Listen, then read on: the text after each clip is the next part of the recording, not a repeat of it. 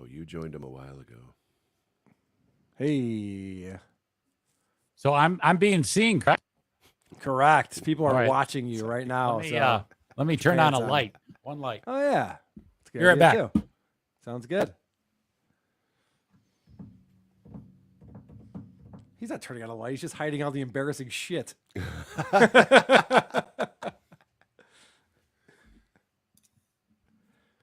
You were just hiding the dildos. You didn't turn on a light. I see what you're up to. I like that you're like, let me get backlit for this video. Real smart there, Eric. What do you mean? That's gonna help out. It looks much better because otherwise, I'm kind of like a ghost. Well, right. You can't see Bill's Garage's URL if you don't have the light on back there. Bill's Garage. Is that part of the selling point? You're like, and every other month, I might be on an unlisted YouTube stream with Carl. Exactly. That's how you make it work. That's right. It's a selling point. That's what Tony Michaels calls an upsell. We'll get more into that later on in the show. All right, buddy. Well, I think that everyone can hear us. So I think I'm going to get this thing started.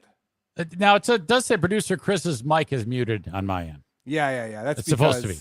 Right, because that's the device. Yeah. And he's going through my board and my whole system. So all right, cool. We got the fancy setup over here. Already too much of me over here. Right. Yeah, I want twice as much. Oh, Chris, that would suck. Yeah, everything seems to be working. I'm surprised, but I know, right? I should probably just roll with it and see what happens. Run with it. All right, let's do this. Ponderous, fucking ponderous. Episode 322. What a dick. Are you a boner guy? You know what? I miss penis. What are you talking about? I'm the one who should apologize. Cuzaroo. Slapperoonie. It's showtime.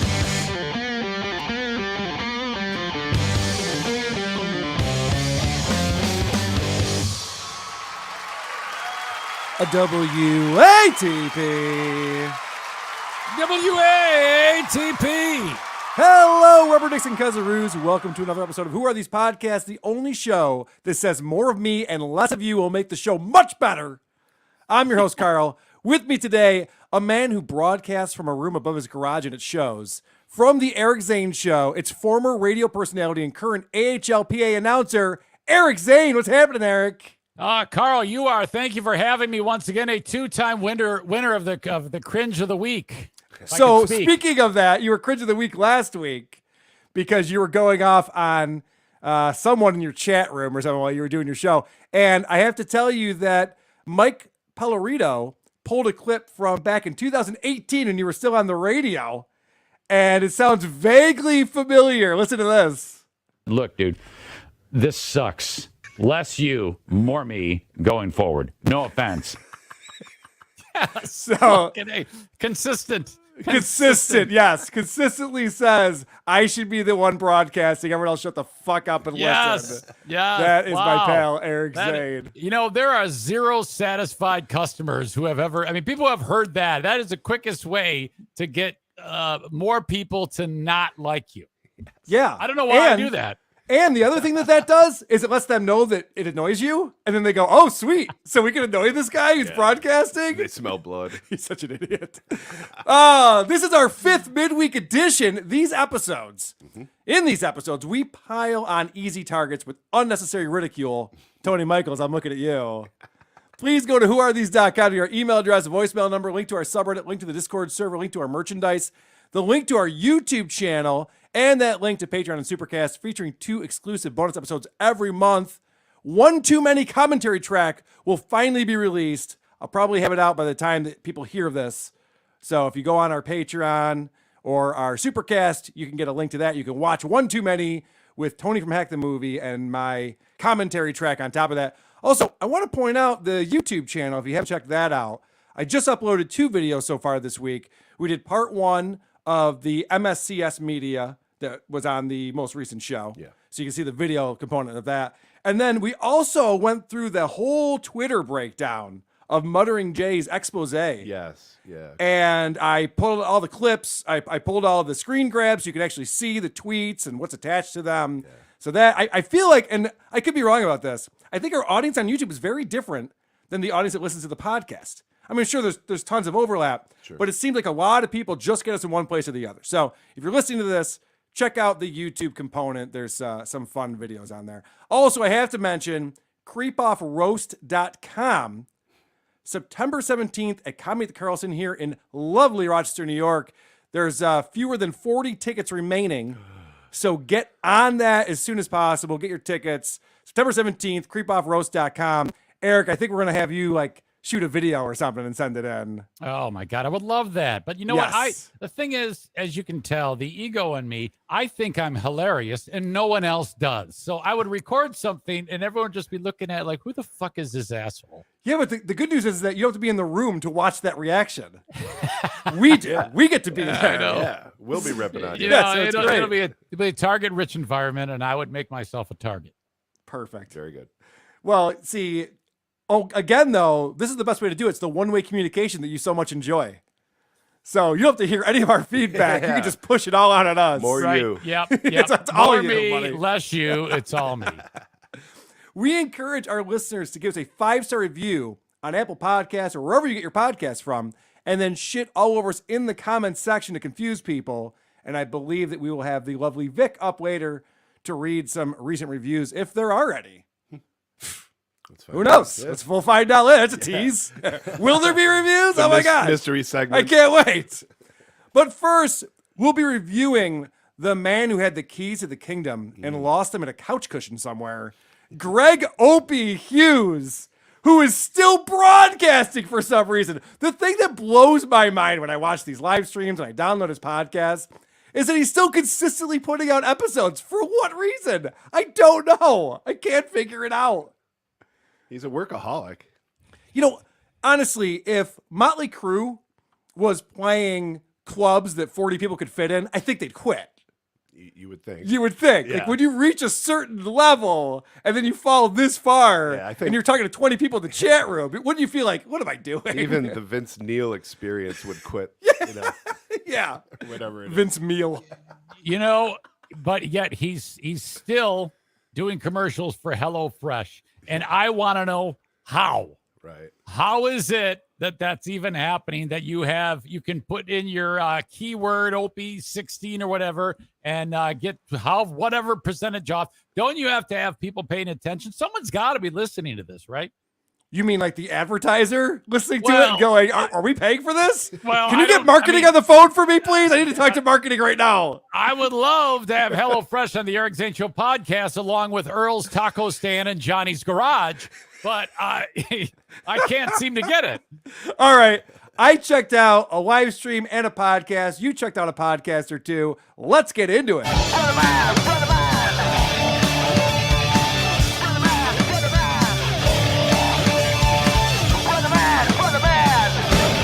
Bah, bah, bah, bah, bah, bah, bah.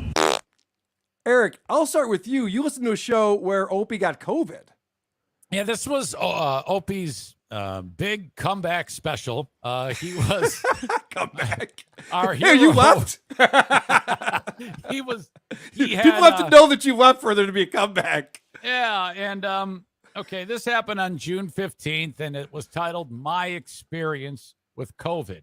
Okay. And that's actually going to factor in at some point because if as you listen to these clips, he tends to really accent or the word experience in one of these clips. And for some reason, one of the things I've noticed is he hangs on words for so long. You know, whenever he's speaking, his pattern, his rhythm is one.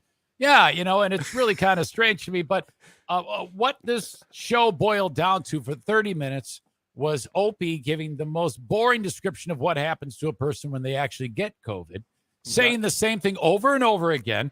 A freaking HelloFresh ad, 2 of them. Opie looking out the window and playing old clips from the Opie and Anthony show, which is this new thing. I don't know if you caught on to that, Carl. Actually, what he's been doing, he's been playing the afternoon show he had on SiriusXM after Opie and Anthony was done with. because no one ever heard those shows. So he's like, might as well put them on my podcast feed. No one's ever heard this. Yes, and he describes it as unearthing this new material that hasn't been heard in forever, and it's just shit. It's just rehashed shit shows that he did at the time that no one really cared about. Also, I have to say, it's 2022. Describing your experience of having COVID, everyone's had COVID at this point. No one's going, oh my gosh, what happened to you? Like, yeah, we've all had it multiple times. We all have friends and family who've all had it. This isn't like an interesting thing anymore. And that's one of the things I want to park on. On my number 2, he's talking about something that was relevant probably a year and a half ago during all this, and people were comparing COVID to the flu. And like, when's the last time you heard somebody make that point? That's my cut number 2. All those a-holes out there, and I'm sure I'm talking to a few of you right now. Sounds like Patrick Michael. It's just like the flu. It was my experience. I do believe I could say that. It was my experience. You could talk from your experience. That this was way worse than the flu. Oh, you had some flu symptoms, but those symptoms were, 2, 3, 4 times worse than the just like the flu crap. And that's all that was going through my mind over and over again as I'm just sweating in a bed the first few days. Like I'm flu. thinking of all the people, had to watch it on the cable news, had to hear from people on my live stream and all over my social. Oh, what's the big deal? It's just like the flu. It's just like the flu. And of course, that was from people that never even had the damn thing. So they weren't even talking from experience. No. All right. There's a drinking game. Yeah, it's experience. Everything's full of spite and venom. That would be like if I'm walking around the house and I see my wife and I say, so you're looking pretty. I really like your hair. Oh, my God, I'm going to the bank. It's just so what you're saying is that Opie seems like he'd be pleasant to hang out with. Is that what you're telling me? Yeah, I can only imagine that this is just for the stupid podcast, but I'm like, why does everything have to be so over the top dramatic on everything you say? Because he's not funny or interesting. So he has to do this thing with the voices because he's got nothing to say. Yes, and I that's one of the things, because whenever I listen to shows like this, like in this case, Park for a long period of time on Opie, I have to keep reminding myself this is someone who has been exposed to an entire career's worth of how to do this, but yet nothing seems to have stuck. And if he had it, he lost it. So how the fuck did he get to that point where he was making that much money in the first place? Because I wouldn't, if a child did this for a podcast, it might be acceptable, but this is a grown man who's been broadcasting his whole life. Well, I can give you 2 explanations, and they are Anthony Cumia and Jim Norton would be the reasons why he was successful in broadcasting. Because before that, he was spinning records and doing a fantastic job, I'm sure. I'm still waiting for someone to send me the old tapes of when he had the nighttime show on Long Island. If anyone has that audio, I'd love to hear what he was doing before he met Anthony. But, what's interesting, Eric, is as I'm listening to this, and I've had COVID, and everyone has COVID a little bit differently. For me, it was very mild, and the flu sucks. And it sounds like Opie had the flu. So far from what he's describing, like, well, maybe you did have the flu, because, yeah, the flu fucking sucks, man. Don't act like he's like, oh, the flu's nothing. I had COVID. Right. I'm like, I'd rather have COVID, personally. Right. He gets distracted in this particular show. He decided to go onto TikTok. Oh, good. And now I don't know anything about this, but I guess that if they tap the screen, that's a good thing. I'm not sure. And he's encouraging them to tap the screen. And instead of just saying tap the screen, he has to do it in a retarded Opie way. So there's that. And then he's claiming he will reward them if they do it. This is my cut number 1, Carl. Yeah, exchanging numbers for the summer and all that. I couldn't do that. Instead, I just had to like just a flop sweat. Y'all tap the screen. Yeah, pretty plus more. Get them tapping. Tap, tap, tap. Yeah, simple as this. If I don't get a lot of taps, then I ain't gonna go live on the TikTok. Why would I do that? Why would you do it if you got taps?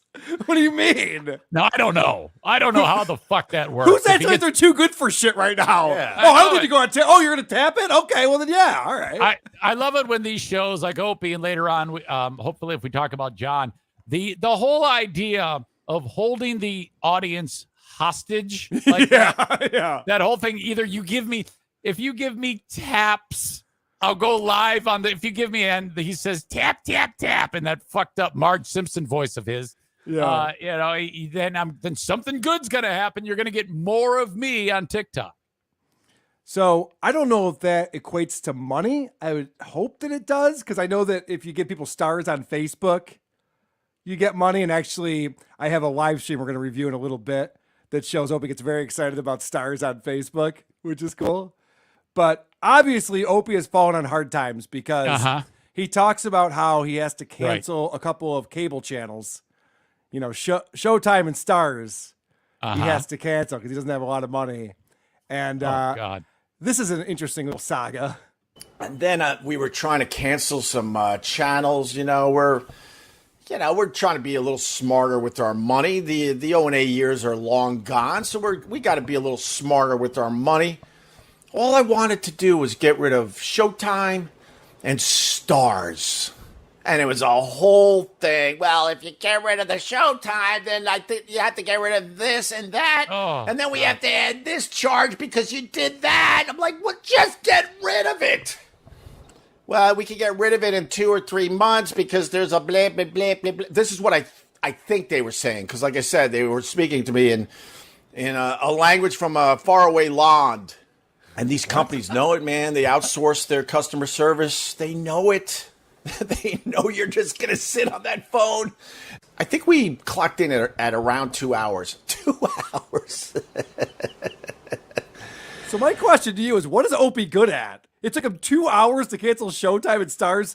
Something you should be able to do on the website. Yeah. I know with YouTube TV I can, but I think that it's pretty telling that whatever money that's going to save him, let's say it's $20 a month, in 2 hours time, I could pay for Showtime and Stars for a year because my time is valuable. Opie's there on the phone with the cable company talking to some guy in India he can't understand, getting the runaround. He's really bad at life. And you I can don't know if he also realizes tell that. he's trying to be sensitive to who he's talking to. Yeah. Okay. He doesn't want to say the nationality. He's very gun shy about that. He's trying to be aware, but at this point, does it even really matter? No, because honestly, I don't think anyone's listening to the show. And I have some evidence of that because Opie had a settlement with SiriusXM. And so he was obviously let go, wasn't fired. He was let go from there. They exterminated his contract, and there was some type of buyout or whatever the settlement was. And after that happened, Opie would say over and over again, I'm not saying anything about SiriusXM. Those guys did well by me, whatever. I don't know if this expired or something. The NDA expired or what's going on because he's putting them on full blast now for some reason. I know you made us hundreds of millions of dollars, possibly $1 billion in your long career over here, but you're now done. You're now going to be blackballed, and we're going to erase all your material. You're not going to hear 1 minute of Opie and Anthony on SiriusXM because when they're done with you, they're done. They take away your magical powers and they call you an Uber. Thanks for nothing.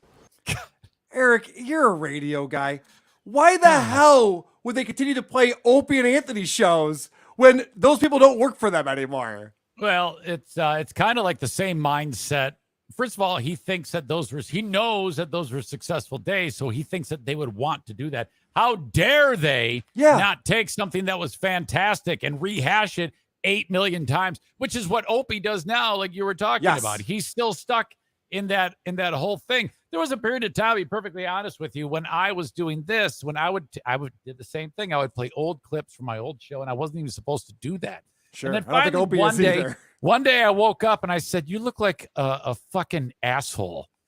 Just go do your own fucking thing. Yeah. And let all that shit go. But it's really funny to me that in Opie's mind, what have you ever been fired from a radio station and then they're like, all right, we let Eric Zane go, but we're going to be playing best of Eric Zane's Monday through Friday, 6A to 10A. checking out Drive Time. Like, Now- that doesn't make any sense. Now, full disclosure, I do have something on my Patreon of my old radio show that I play, but I just give it them the full shows, but I don't like say, oh my God, you won't believe how great this was. I know it sucked dick, but something's got to go on the Patreon. Wow. You're really selling it. I got to get Tony Michaels to consult with you and teach you how to sell better. Because Is that Mr. Menounos? no, Tony Michaels is Stuttering John's last minute replacement guest. Is anybody aware of Mr. Menounos? I don't know. I don't know if you've ever talked about that. I don't think so. Never mind. Forget I said it. Disavow. Forget it. Forget about that. Next time you're at the gas pump. Remember, right. Mr. Menounos.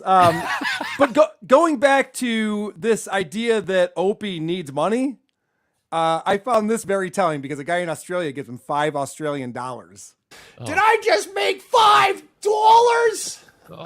Let me put you on the big screen. Good day from Australia. Rest in peace, Patrice O'Neill. Absolutely. You gave me some $5 of A's. What the hell is that?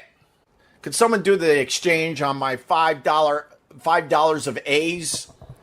Send it back. You're rich. Don't be an ass. Go F yourself. This is America. I still want to make money, you idiot. Yeah, maybe Howard should not make $100 million a year. Go bother Howard and tell Howard to give all the money back. I still want to make money, and how do you know my financial situation, sir? You're looking at a guy that is cash poor. If you want to know something, you just ask. Instead of making up all this garbage about me, you're looking at a guy that is cash effing poor. Oh. God. No shit, Sherlock! No shit! Yeah, you're celebrating $5 Australian, which is under $4 US. And I love that Opie's whole thing is, why can't I make money? You're not making fun of Howard Stern. Yeah, because he's making $100 million. That's the kind of money a rich person gets out of bed for. When you're making $5, you have millions in the bank. That's weird. That's what they're saying to you, Opie. Like, why are you celebrating $3.40 so hardly? You were making millions a year. You're broadcasting from your home in the Hamptons.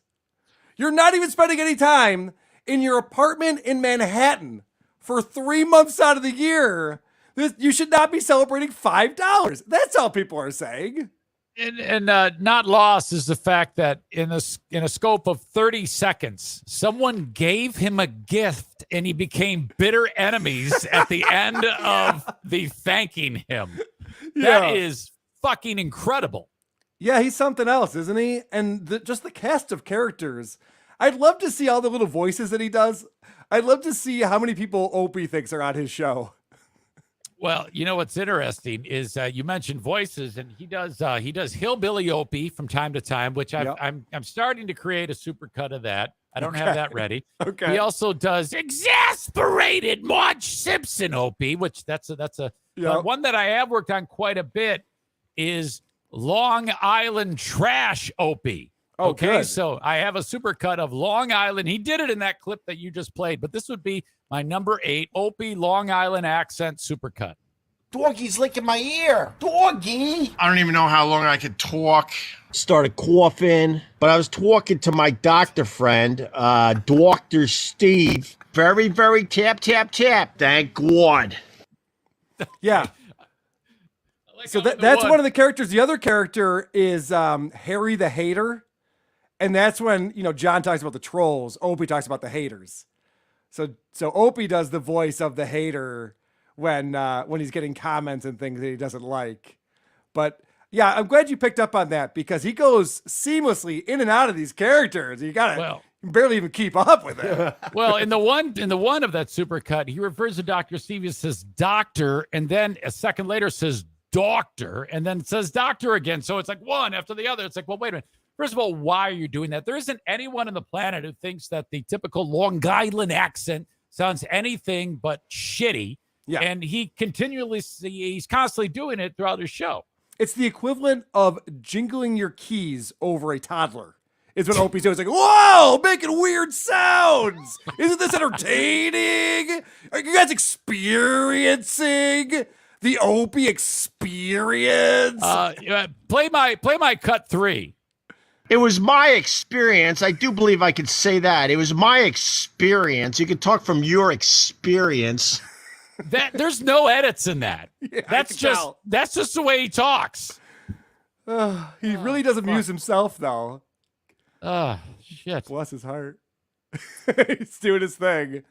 And let's talk about Opie and what I consider this to be the best definition of a humble brag. You know, I throw that out there a lot, humble brags.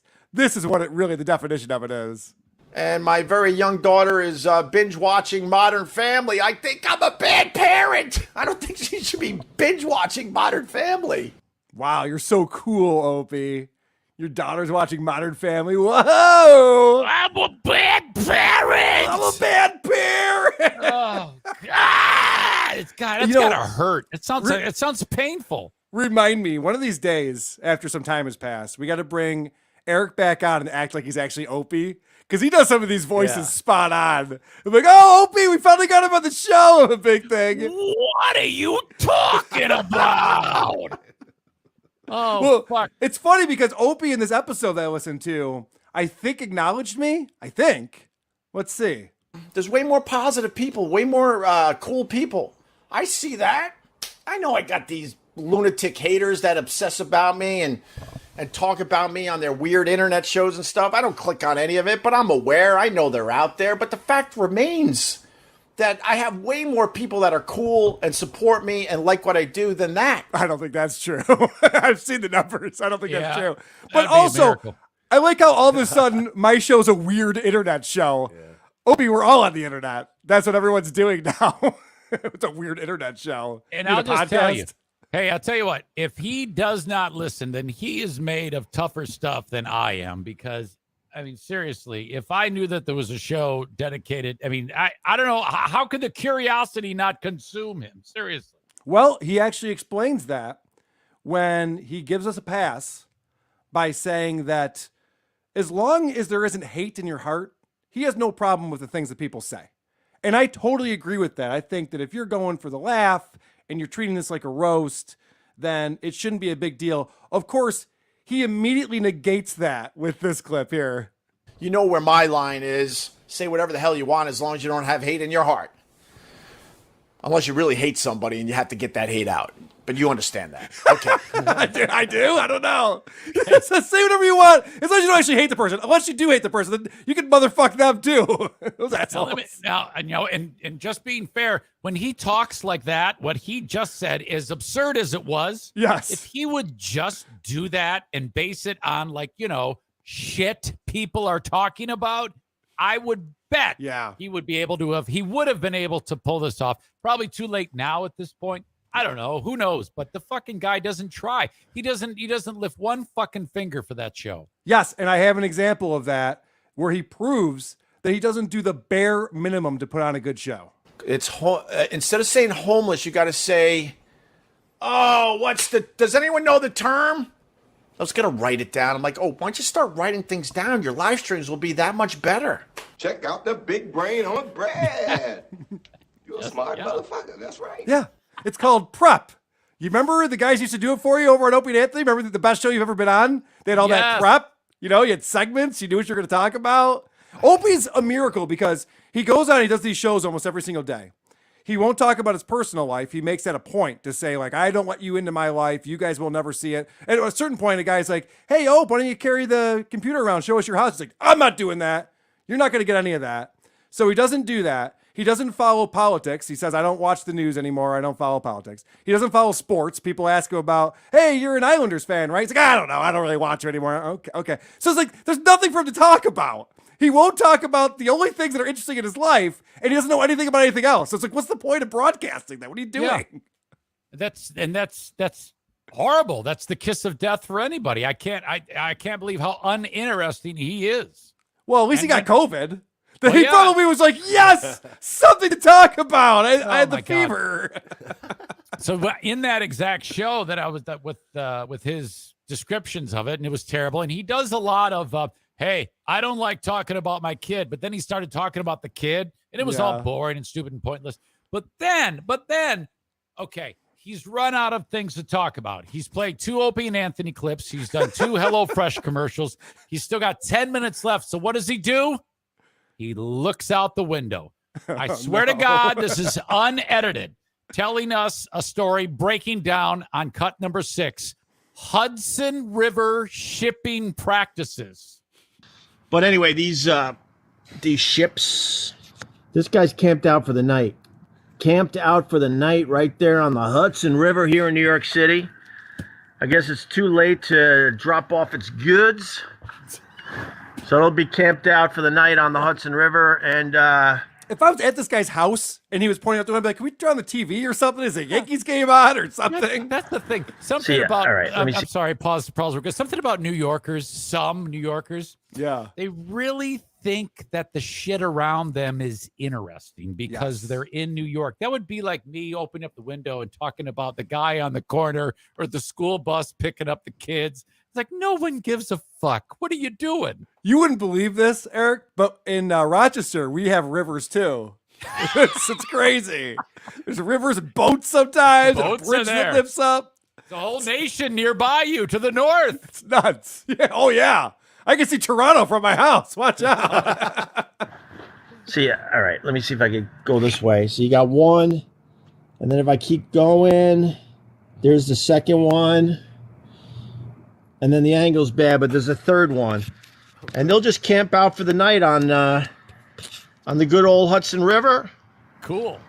And then first thing in the morning, they'll fire up their engines. How many hours has he spent watching these boats just dock and stay there all night? He's like, all right, I just got to get up one more time and check on that boat. Yep, it's still there. Actually, I think there's a tug. No, is there a tugboat on that one? I don't know. And then they'll go down river. Oh, maybe hit the ocean. To my, as you're looking at this, to the left is, the Atlantic Ocean. Yeah, the Atlantic. Like the, I don't know, maybe another 5 miles down river. So I'm not sure, but yeah, over here is the Indian or Pacific, Atlantic. Maybe these ships are going to be hitting the ocean, and they're just chilling before that. Chilling. Or maybe they got some goods to drop off somewhere down the Jersey Shore. You know, it'd be one thing if he created a story, like he made up a story around like this person in the boat or what they're doing. And then he goes, who knows what they're doing? It could be anything. Yeah, I know. It could be anything, right? Wow. Great assessment. And this is a man who's about 60. Can you imagine when he's 80? How many people are going to hang themselves that actually have to his kids are going to kill themselves. They're going to throw themselves out of the window having to listen to those fucking stories. Jesus Christ. If you're walking by Opie's building, be on the lookout. I'm just saying, if you're down on the sidewalk, keep an eye up there. Body's falling off. Hell, thank God I'm dying. Watch out for a tween who's bored to death and can't take another second of it. Just throwing it out there. Yeah, I wonder if the kid ever's like, Dad, do you know how fucking boring you are? I mean, this is really bad, Dad. They're not that age yet, but they will be. I picture his wife poking her head and like, Opie, you're not going to waste your day again, are you? I'm working. I'm watching the boat.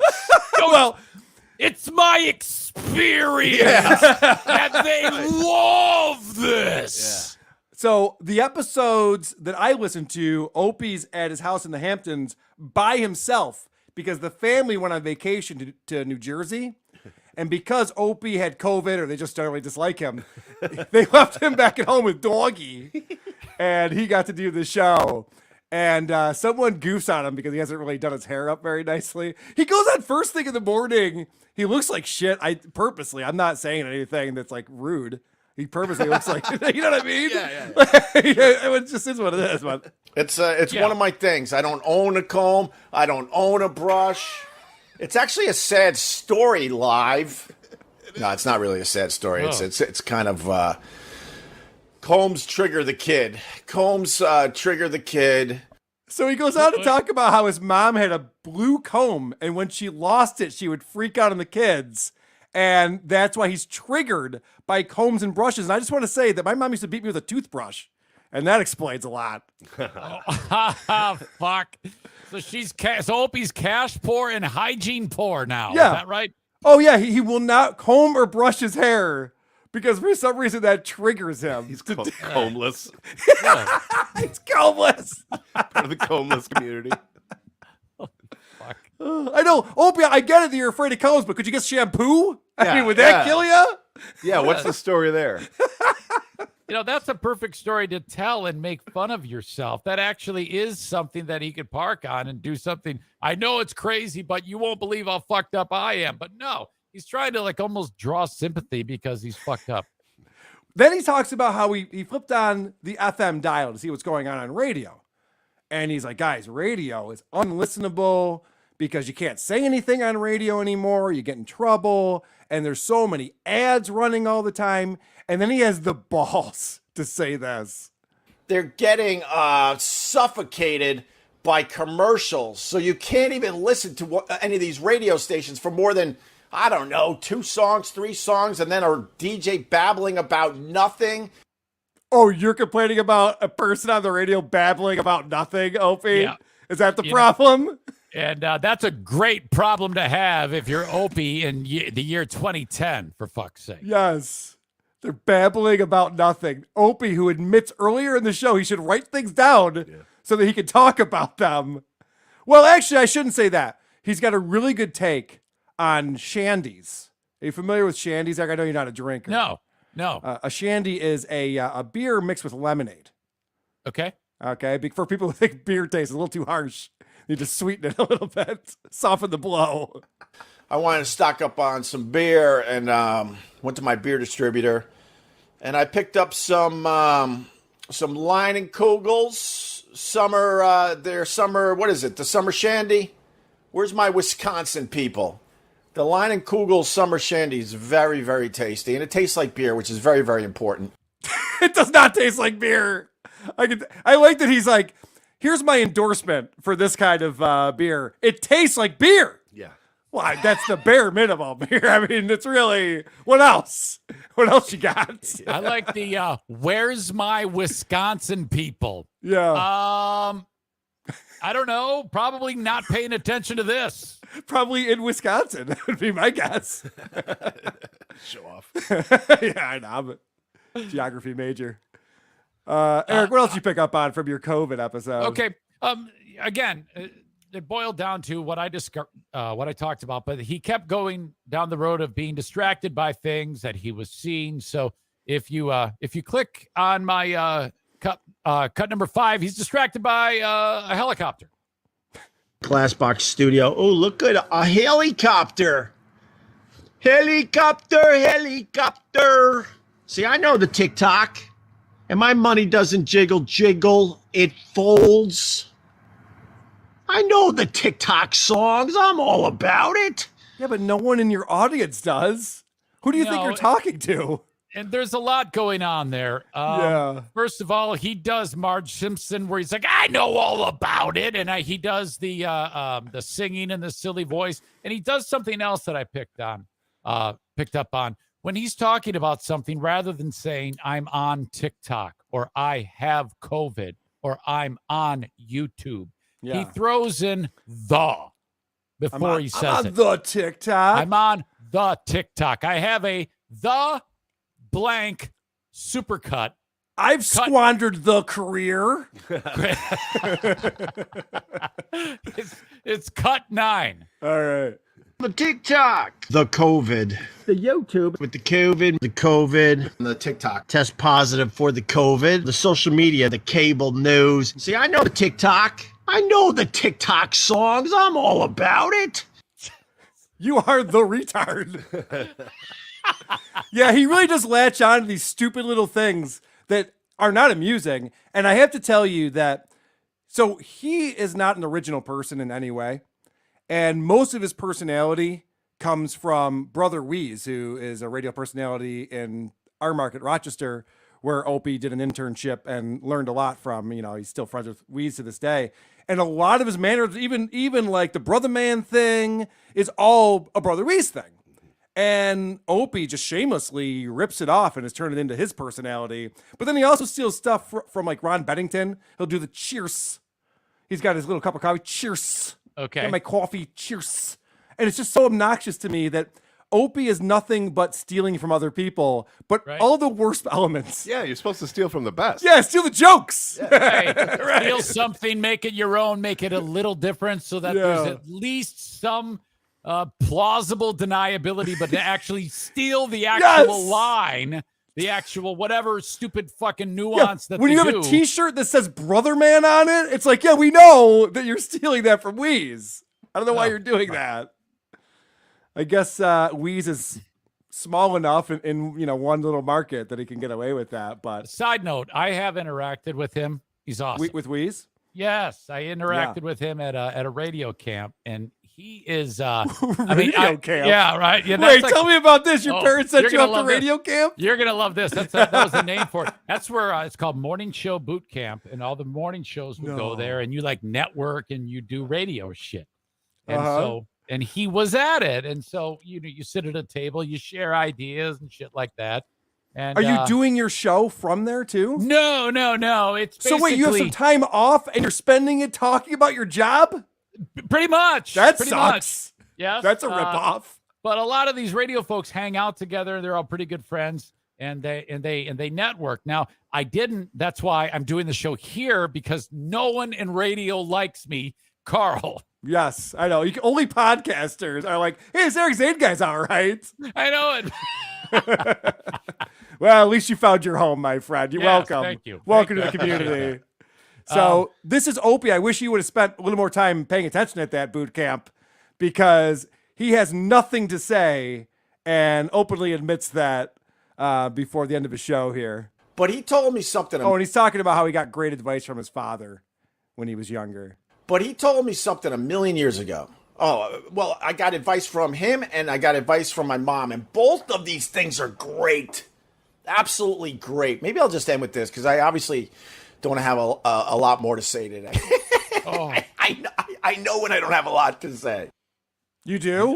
Yeah, You're I aware know of you don't. this? He sheepishly said that. That's why he laughed. He was all kind of embarrassed that he doesn't say anything.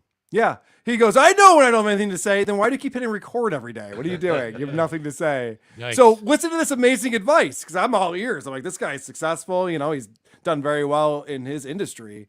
What did your dad tell you that was so helpful for the way you live your life? And he said, my dad said, everything in moderation.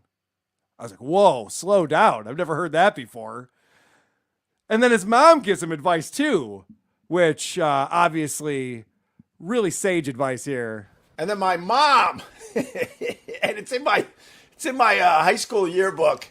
She simply sat me touch the down blue one day, comb. and she knew there were a lot of assholes in this world, a lot of bastards. She knew a long time ago, a million years before social media. And she said to me, she goes, Greg, don't let the bastards get you down. And that was her life advice, which, wow, man, I guess she knew Twitter was a coming. These are the two lessons he remembers.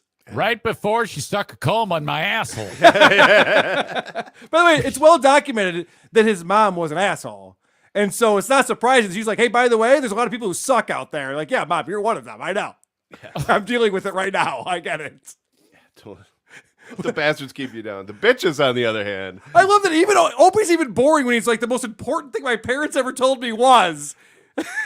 Things from a TV show. Yeah, even that's just like nothing. There's no Did you- substance there. Prior to you opening, getting into his whole body of work on the podcast, Carl and Chris, did you think of him as that boring person when he was on the show with Anthony? To a degree, because I remember very clearly there would be times when Opie didn't show up to work. He's on vacation, he's sick, whatever it was. And it was just Anthony and Jim. And I would get really excited to the point where I used to tell my wife, like, really good Opie and Anthony today. Check it out. No Opie. And she'd be like, yes, that's awesome. So we both knew he was dragging the show down. I had no idea how untalented he was until he started podcasting and trying to figure out if he could be entertaining on his own. Then I'm like, wow, this is insane. But yeah, we always kind of knew that he was the weak link on that show. It was pretty obvious. I have a clip of him. Boy, he was, again, this all comes because he's looking out the window. Yeah. On the COVID recovery show. And he someone mentioned. I'd rather watch Grandpa watch TV. Yes. You know, it's just like, I don't even know who's playing. Who's winning in this game? What inning is it? One of the people in the chat mentions that what they see looks like where Sully Sullenberg, whatever his name was, the guy who landed on the Hudson. Sure. And, that's all you need to say. Yeah. But he tells the whole fucking boring story about what they saw. I mean, this takes minutes, okay? And he even goes so far as to say, for the newbies, this is for you. Like, there's new people who haven't heard this story before. This is my cut number 7. And then he gets distracted by people that should be tapping the screen, and he demands more of these fucking taps on number 7. The water was really, really cold. And you got I'll go back to the spot. This is worth some taps. I didn't get enough taps to go back live on the TikTok. I'm going to be honest. Like, really holding that great over story. people. This great story is worth more of these taps. Tap. I didn't get enough, so I'm demanding more. Oh God, it's just. Opie, there's a movie about it that no one wants to watch. That's how boring this story is. I like Jim Norton's take on it. I like pilots who don't fly into geese. I think that's pretty incredible. That's probably what he should have done. Oh God, man. What else from this show did you pick up on? Okay, I covered that. Experience, helicopter, Hudson River shipping, boring story, Long Island supercut. Ooh. Okay, this is perfect. The wrap up. He sometimes comments make him laugh from the audience, and we don't know what those are. And he's just like laughing, and you're all wondering what the fuck is going on. That is my cut number 10. Yeah, I can't see the comments because I will set this up better. If I get enough taps, I'll go back live on TikTok very, very soon. But there's a guy that says it's just like the flu. Being tired was the worst of it. So how many times did he bring this up? He brings up nonstop. Yeah, he keeps weaving that back in. After he said all of that, someone made the comment. Then he says, I can't see the comment, but he could. If I get more taps, I'll tell you what's up. Oh, what the fuck is that all about? He does it again. This isn't worth my time yet. Until I start getting taps, I can't be bothered with this.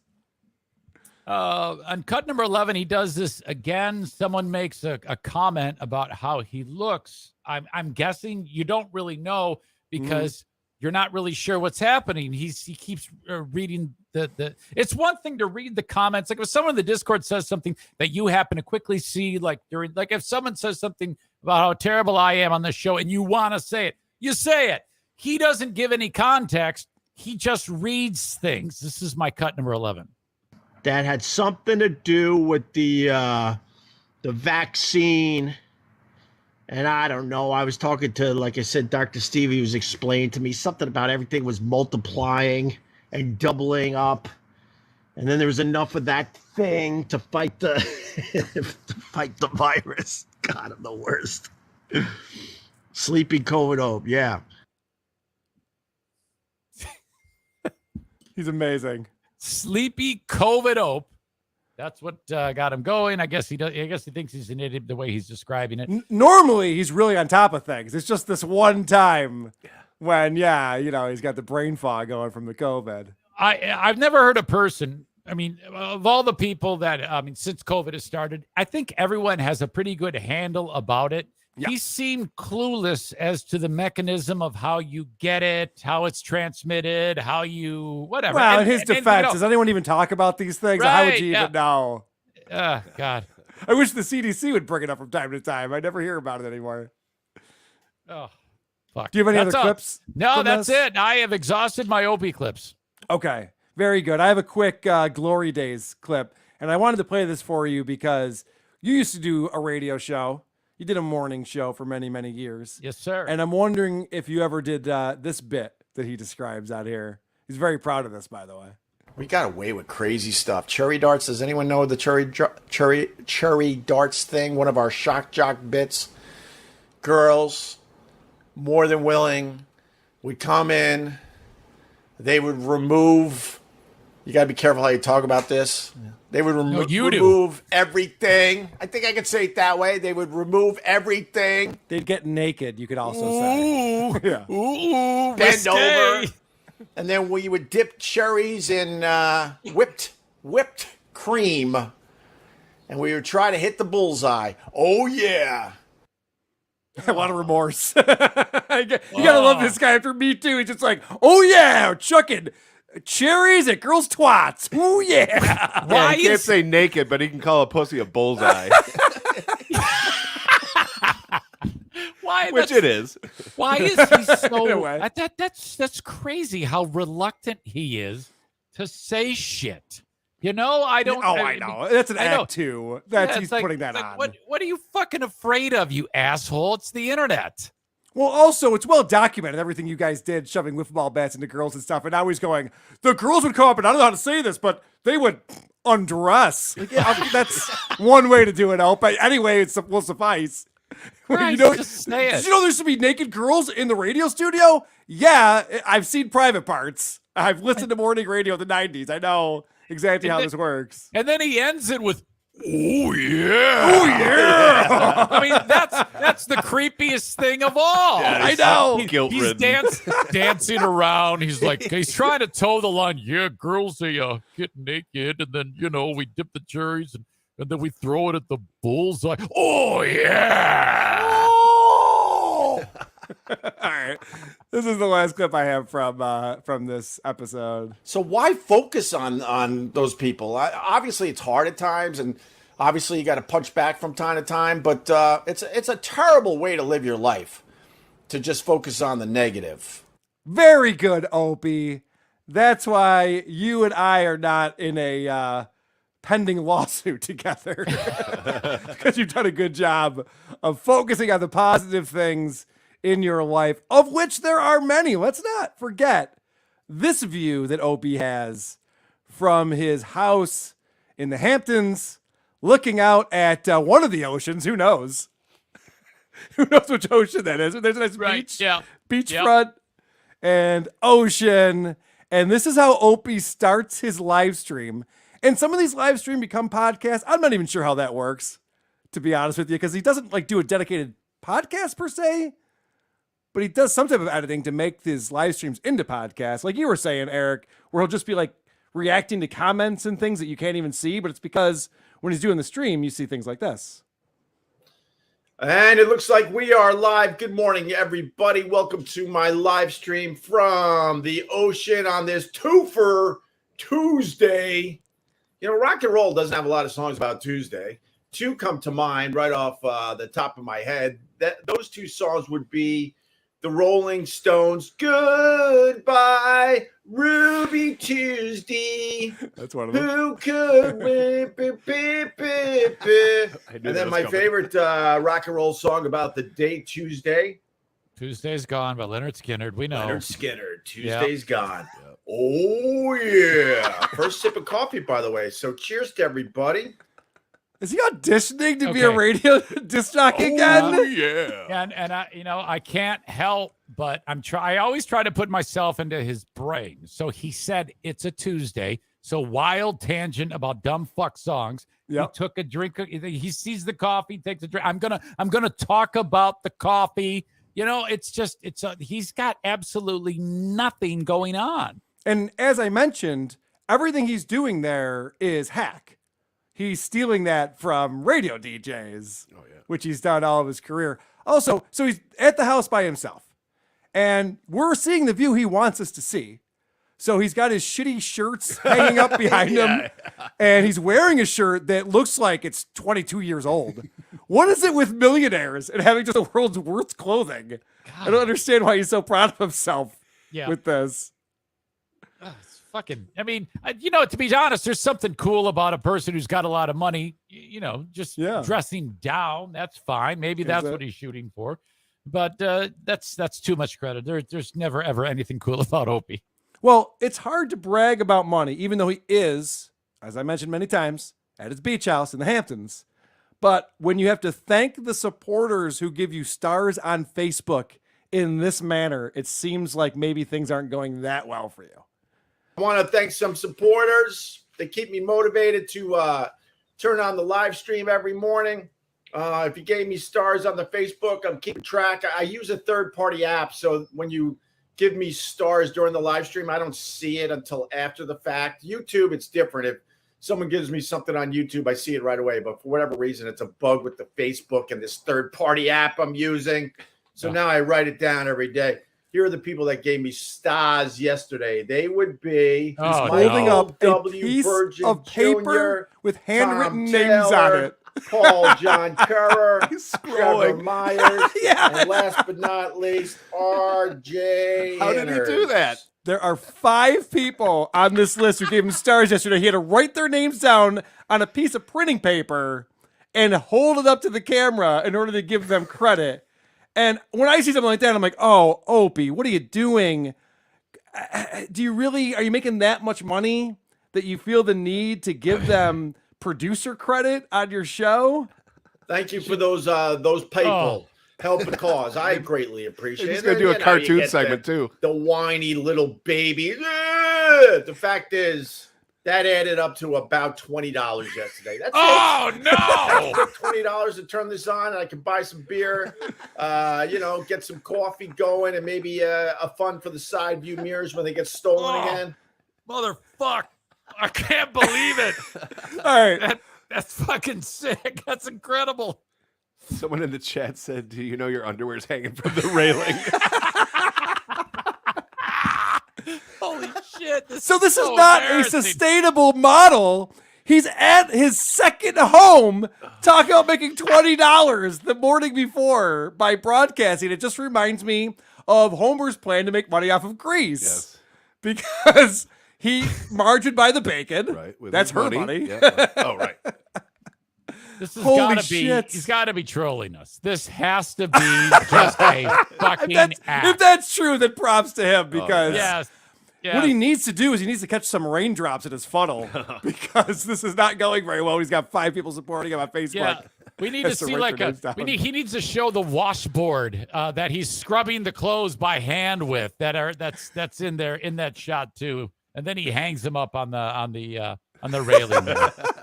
Jesus. Well, we talked about how we had to cancel Showtime and Stars to save some money. That's not all he's doing to save money now. As soon as the wife and kids left for Wildwood for almost a week, they're gone about 4 or 5 days. I turned the AC off in the house immediately. Oh no. I got a family that loves their AC, and I was brought up with no AC out there in Centerport, Long Island. Me and my siblings, we had to share a fan.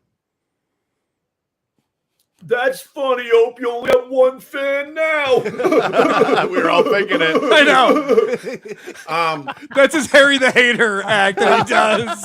And all I was thinking was just like, oh, if you want to get in on this with us, I mean, you're welcome, my friend. We'll have you on. We'll watch some of these clips. Oh, yeah. Oh fuck. So he's turned off his AC. He's gotten rid of Showtime. He's not using his dryer, obviously. This guy's doing everything he can to cut corners. I think he's going to become one of those minimalist people. Do you familiar with this lifestyle, Eric? I sure have. They just get rid of all their shit and keep it simple. Just keep life as simple as possible. I want to see minimalist Opie. Oh, God, the family will leave so fast. Yeah, I'm guessing he'd have to get rid of one of the multi-million-dollar homes. Yeah. I think to live the minimalist lifestyle, that's one of the things you have to do. So then Mike Stencil pops on and tells Opie that he should write a book because Opie's had such a fascinating life, as we all know. So I guess someday someone will go through all my podcasts and write a book because a lot of the stories are in there. The fact is, last time I checked, they weren't paying no money for anyone to write a book. You just don't make money writing a book these days. You don't. That's definitely true. But the guy goes, you should write an autobiography. He goes, I tell all the stories on the podcast. Someone else can go write that book.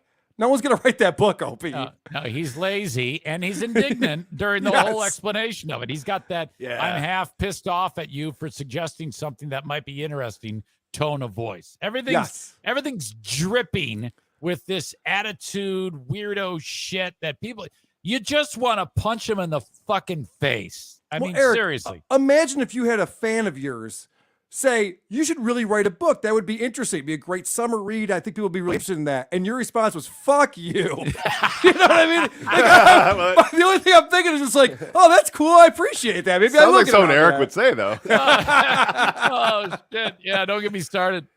Yeah, Opie, it's like, if I'm not doing it, it's for a reason. Yeah. If I'm doing it, don't tell me how to do it. Yeah. You know, You're right. Insufferable. I know. He goes on to explain that the most he can make from a book deal is $100,000, and then 10% goes to the agent, and then taxes. He's doing all that math that you do when you don't want to do something. Yeah. And then at the end of the day, it's only like $60,000. That sounds pretty good. I don't know.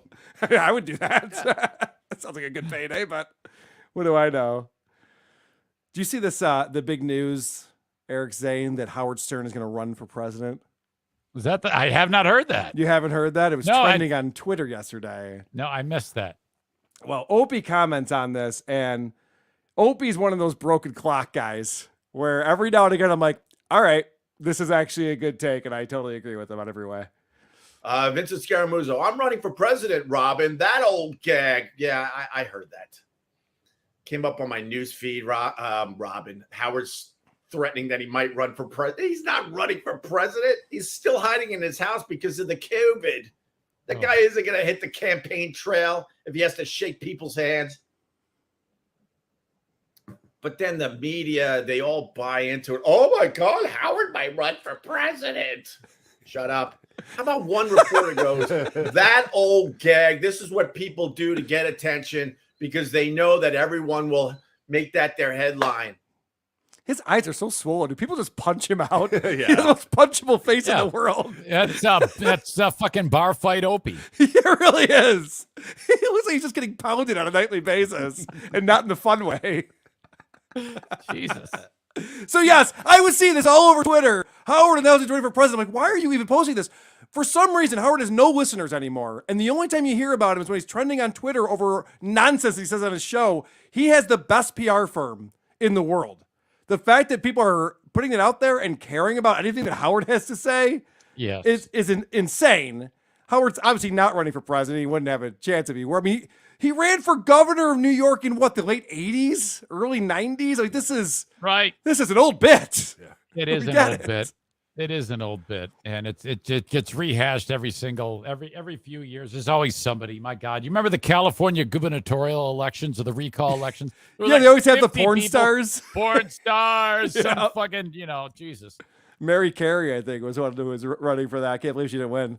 So, of course, stuttering John Melendez put a tweet out because he also is a dolt, and he writes, "Please don't get me wrong. I do appreciate Howard for standing up against the corrupt, fascist, lying party known as the GQP.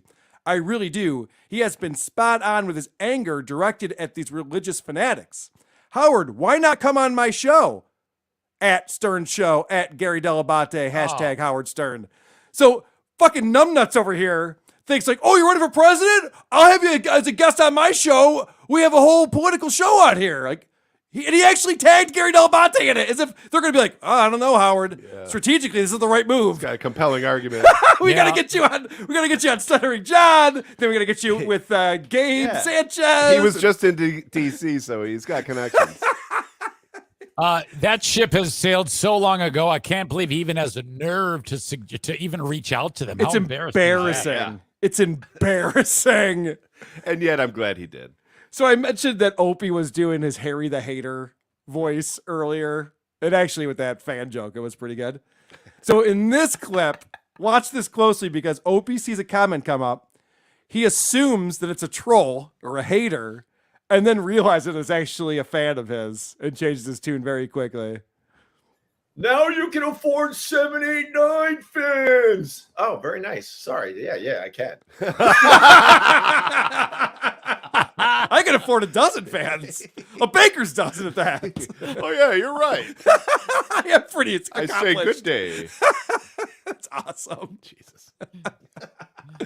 So you heard at the beginning there, Opie's singing the Rolling Stones, and he doesn't know the lyrics to anything. Never. And I don't know if he knows the lyrics to anything. starts doing its job. Summer breeze. Oh, Ba, no. ba, ba, ba. Yeah, the summer breeze guy died. Summer breeze guy, Jim Seals. He goes, I don't know if it was Seals or Crofts, but one of them died, and one of the listeners wrote, it was Seals. He was clubbed to death. And I was like, that's a good joke, Opie, but he didn't pick up on that, of course. No way. Yeah. That's fucking great. Jesus. What does he know the lyrics to? So then he takes a coffee break. Coffee. Yeah. This is so funny because this is 19 minutes into a live stream. Now, Eric, you have like a gallon jug of water over there. You've seen me sipping off of my glass over here. I try to like be prepared to sit down for more than like 15 minutes at a time when we're doing these shows, but Opie can't be bothered with that. Let me get another cup of coffee. Coffee. Look at the ocean. I'll be right back. For the newbies, this takes literally a minute, and you can do some ohms and look at the ocean. All right, I'll be right back. The newbies, as if Summer someone knew. breeze.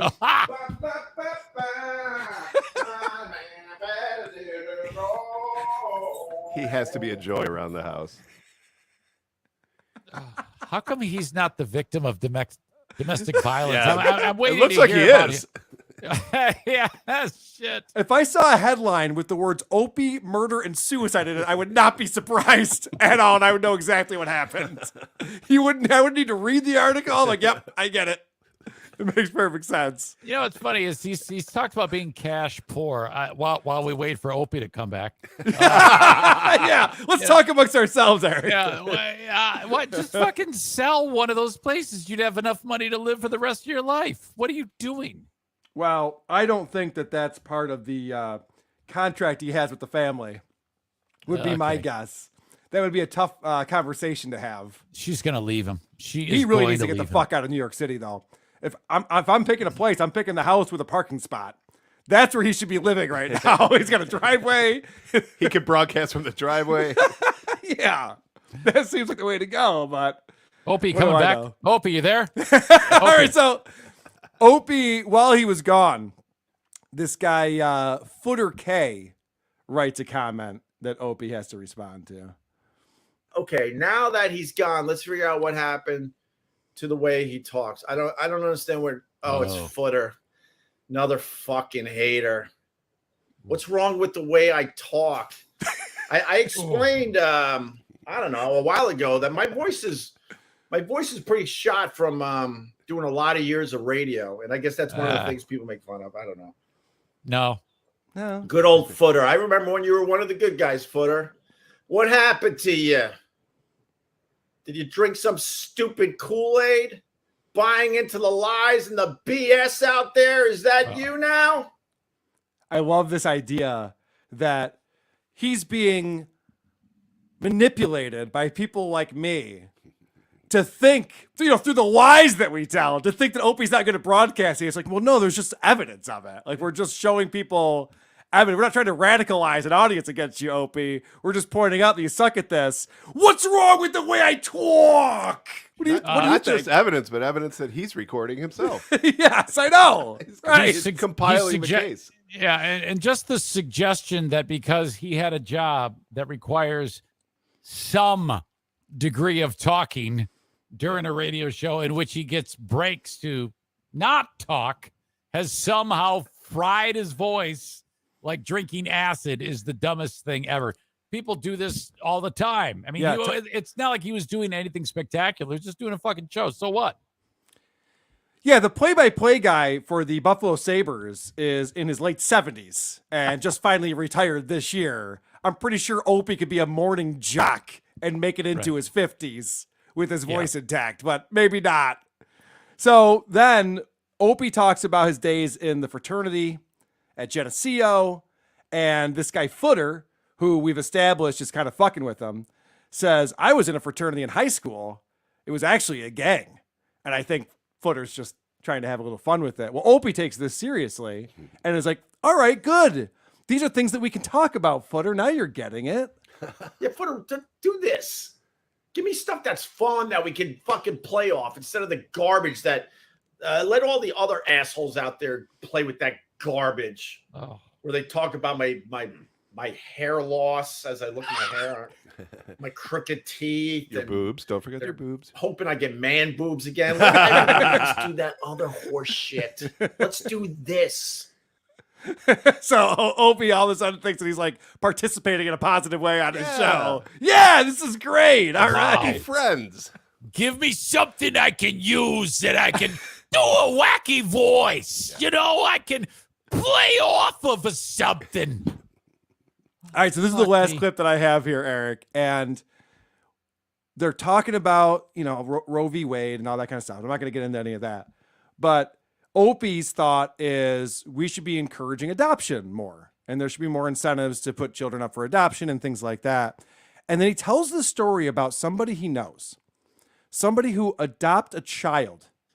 And he says that it was discovered after they adopt the child that this person is part African American. This is the most insane story, and I'm sure he's making this up, but just check it out. They were not happy that they found out that there was a little something in the kid they just adopted. You ready for this? You ready for this? They gave the kid back.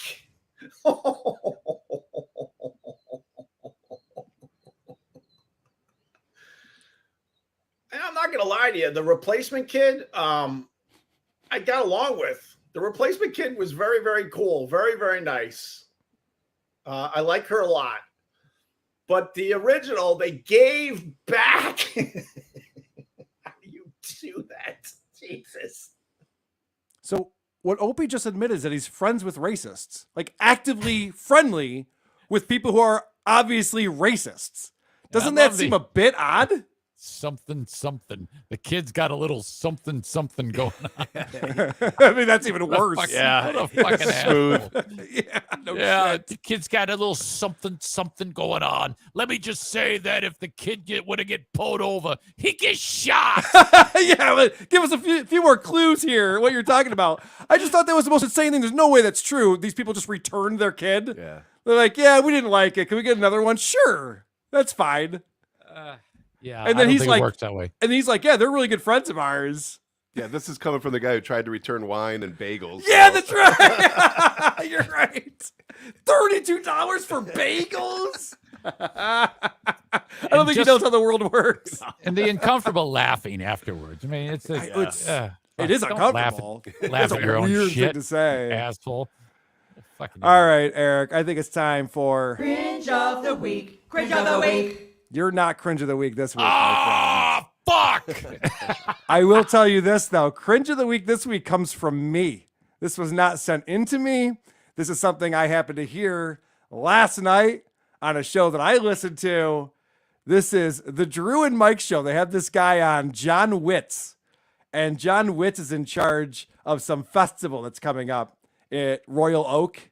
You familiar with Royal Oak? It's I am. Nice neighborhood, nice area near Detroit suburb. And for some reason, they're on a podcast. And I realize that there's a local connection here with Detroit with this podcast. But, Drew's always talking about going up against the national shows and where they rank and how come he doesn't have as many Twitter followers as so-and-so. And this might be part of it when you talk about the parking situation at the festival that you're promoting, followed by Drew's dog jumping in your lap. People have been using the meters. So I go down there, and for all the complaints, people are using them. They're full of people. I just want to say I figured it out, and I felt like Einstein afterwards because I'm usually really lousy at stuff like that. I just don't have the attention span. It's not that hard. It's not that hard. It's not hard. And there's no question that so the backing in isn't the big issue in my opinion because people who don't want to back in have parking decks that even have a better price than the meters, and that's going to be my closing point. But what's not okay is the mischarges and stuff like that, and the city's ironing out those kinks. That's over. I mean, they're working. Yeah, they're really close to getting that knocked out. But the biggest thing is people take shots at Royal Oak, but they don't give them credit. Oh, sorry, Lila. They don't give them credit. There's a dog in my crotch looking for chips. So. Keeps coming back. So the You're gonna have to desalt.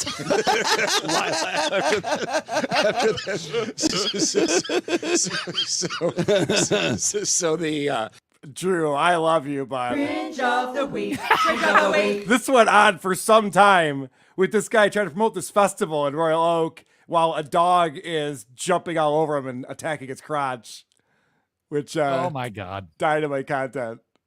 Well, you know, it happens. It happens. I don't know. I can't believe you're going after Drew. I what knew the you'd fuck's take the wrong high with road. you? I knew Holy you'd take shit. the high road, Eric. What a cocksucker I you knew are. it. I knew it. How dare you, you dumb motherfucker. This guy has no balls whatsoever. I knew you'd do that. All right, Eric. I noticed you pulled a couple of additional clips outside of the realm of Opie.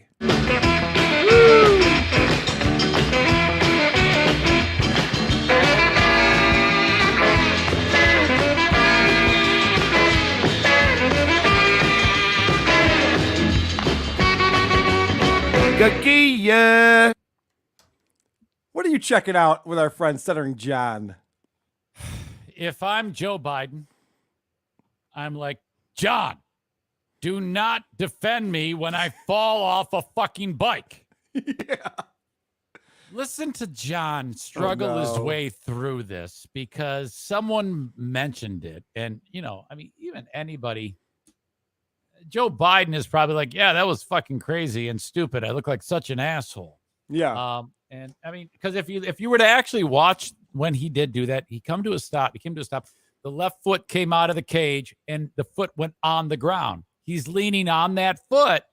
Somehow he managed to fuck that up, and then he's on the ground. So there's no way around it. It was absolutely hilarious. Yeah, it's not like he was popping a wheelie over a ramp and managed to fall off his bike. He literally came to a stop and then in slow motion just tipped over on his side. It was spectacular. It was embarrassing. spectacular.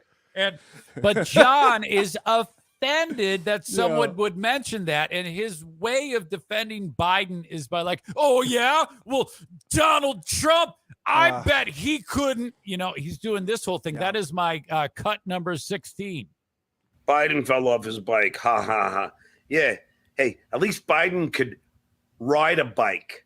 At least Biden could drive a car. The only thing Donald Trump could do, and he does it badly, is drive a golf ball.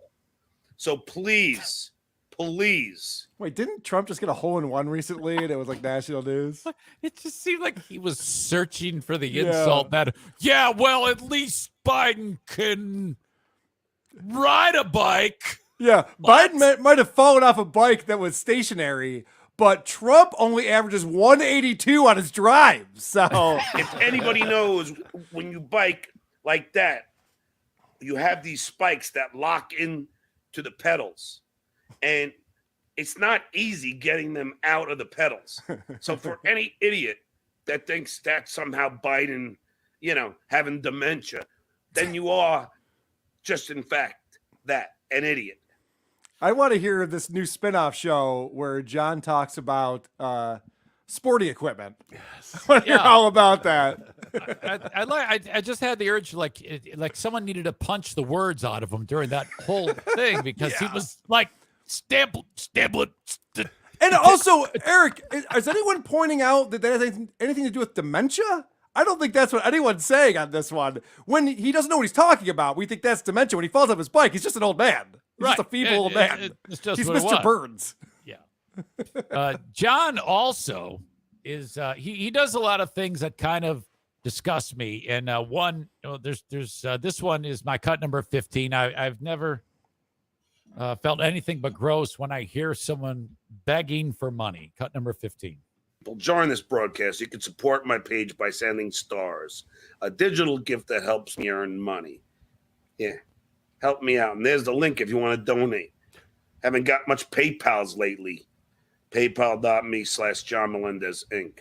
God, what an asshole. I haven't gotten much PayPals.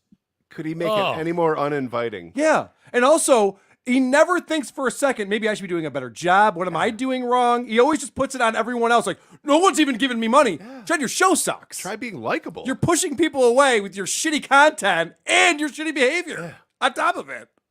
I only made it through his little opening monologue, which consisted of reading the comments, doing his little roll call, and then he handed it off to some person who actually is good at speaking, and then you don't hear from John for the rest of the show. But leading up to that, someone mentions the Robert Smigel getting arrested at the Capitol. But he loves that. He hates Robert Smigel. This is cut number 14. I don't know if you knew this, but Robert Smigel didn't say hi to him once at the Tonight Show, and John will never forget it. That was a snub that Smigel will live to rue the day. Yep. Jody Heisenberg, Triumph the Insult Comic Dog, was arrested last night at the Capitol. You know what? Smigel, I don't care.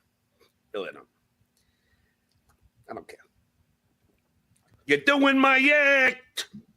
He's still doing it. Come on, man. Triumph.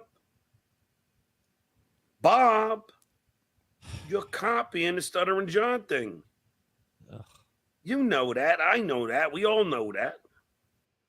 Why is he continuing with this? This is not a winning formula for him. Yeah. I Talking considering the fact that that bit is funny, a puppet. It's off the cuff, and the guy who's doing the puppet is also coming up with the lines. John didn't even come up with the fucking lines when he did the bit. He was just reading shit that the fucking comics wrote for him.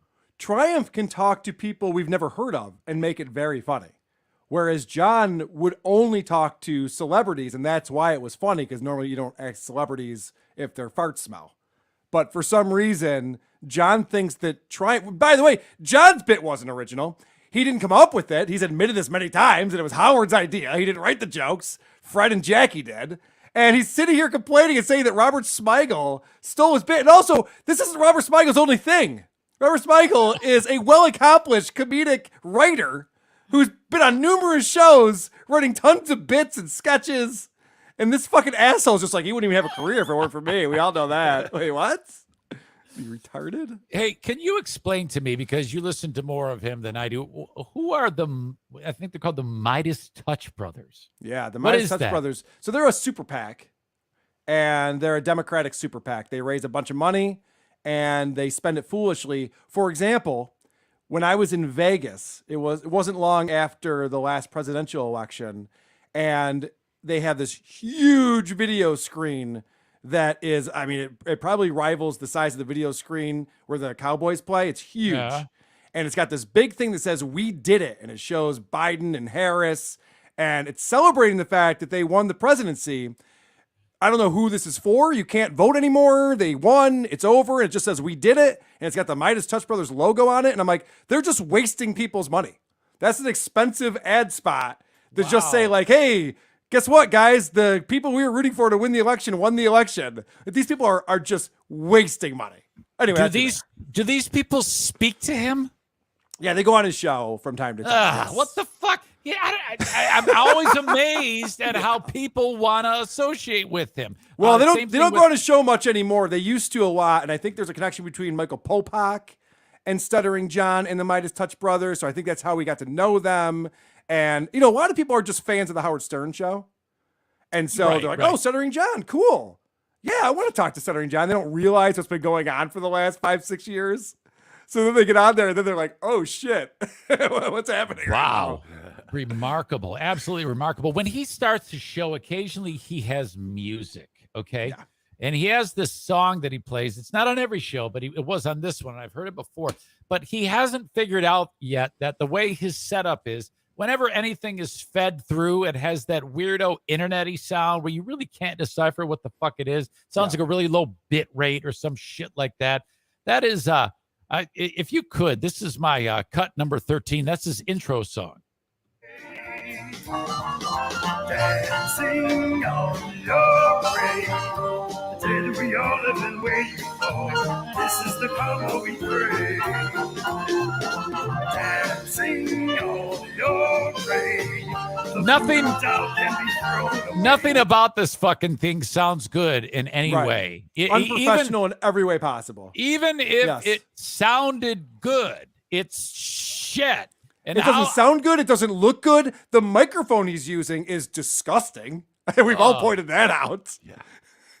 It's not expensive to get a new filter for your microphone. Yeah, that little screen that you put on it. Yeah. Yeah, it's got all that smeg and shit on there. You Ugh. can see it. It's just fucking horrible. It's got like a day's worth of his saliva, which is very disgusting. So you mentioned the Midas Touch brothers, and those guys were frequent guests on Southern John. In fact, John says they got their start on his show, and he's the reason why they're successful today, even though all of them had careers long before they started doing the Midas Touch Brothers podcast or creating the Super PAC. But sure, it's all because of Southern John. Now, they have a network, which John is not on, which is funny. On their network is the Tony Michaels podcast. And Tony Michaels is a guy that I could give two shits about until he started pretending that we're embarrassing and that he's super cool. Oh. And when that happened, all of a sudden things started coming to light, like the fact that Tony Michaels thinks he's a digital marketing expert. And he had a podcast about digital marketing called The Gears. And I brought this up on the last episode. I have another episode. So he talked about funnels and raindrops. And there were some big concepts going on. I hope people can wrap their brains around those. Well, in this next episode, it's called, Is a Quiz Funnel the Only Funnel You Need for Your Business?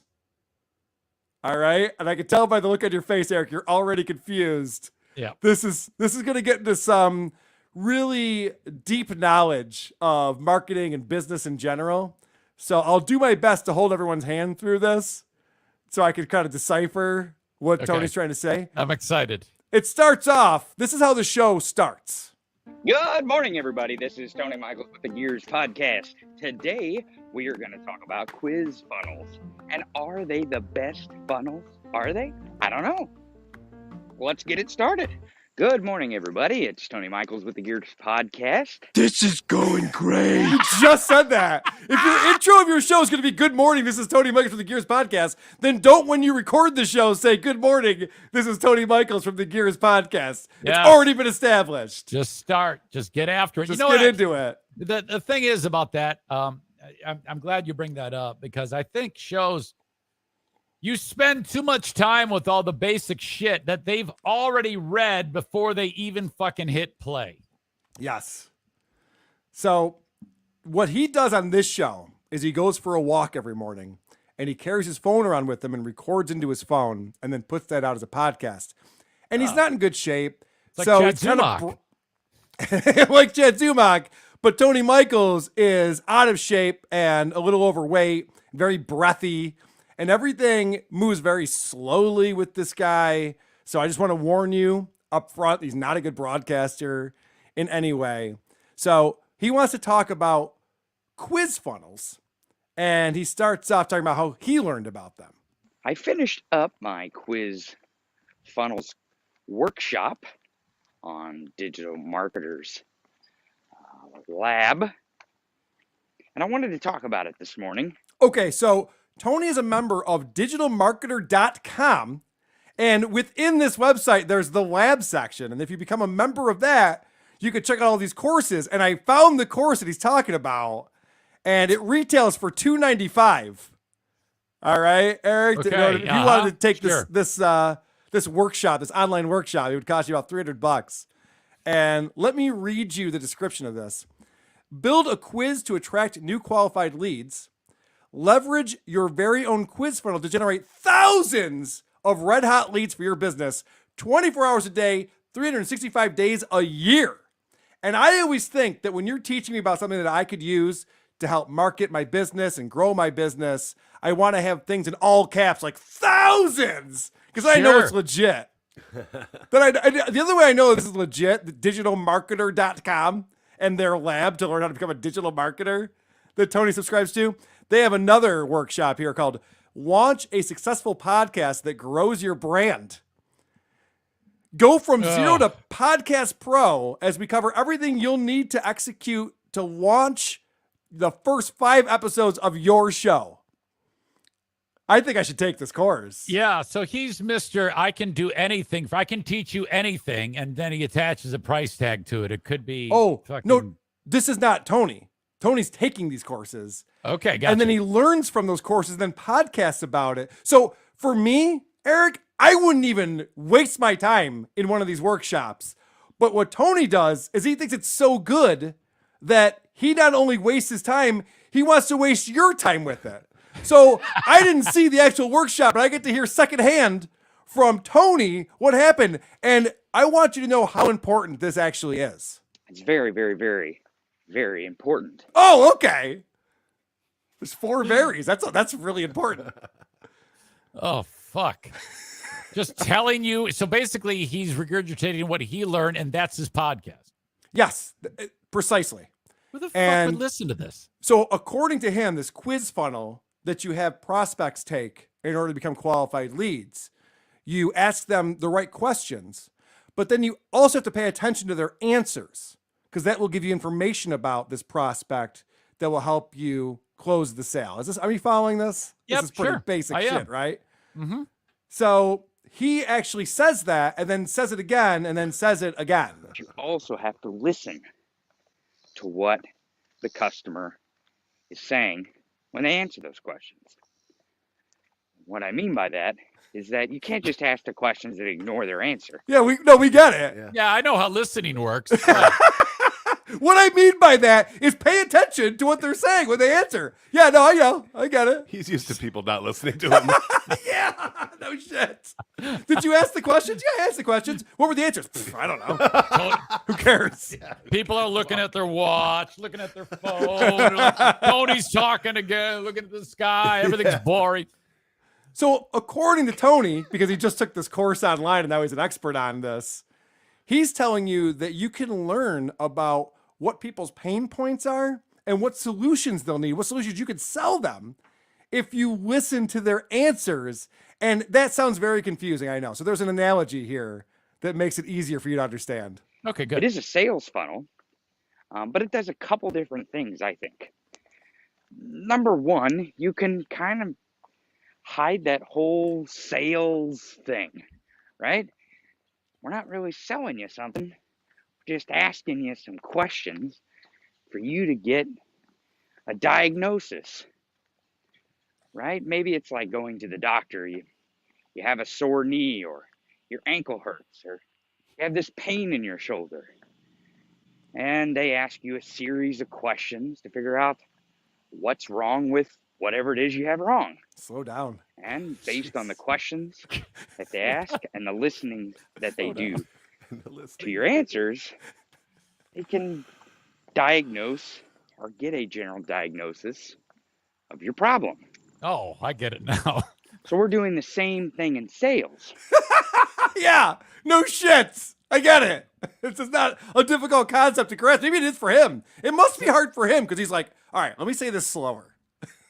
Yeah, he's killing time. He's got to just be killing time. I mean, these are 15-minute long episodes. It's not like he's trying to fill an hour or something. I don't know what he's doing. But what I always think, because I've been to a lot of these kind of workshops and seminars and things, and I hate when people talk about conceptually how to grow your business or your customer base. Like, I want to know specifically, like, how do I apply this to my business? And thankfully, Tony gives us a real example we can sink our teeth into, quite literally. Maybe you're offering them a way to get a piece of information that they want. For example, maybe it's they're trying to grow tomato plants and they're having a tough time with their tomato plants. The blue jay. That was the blue jay. So what you do is you ask them a series of questions through the quiz.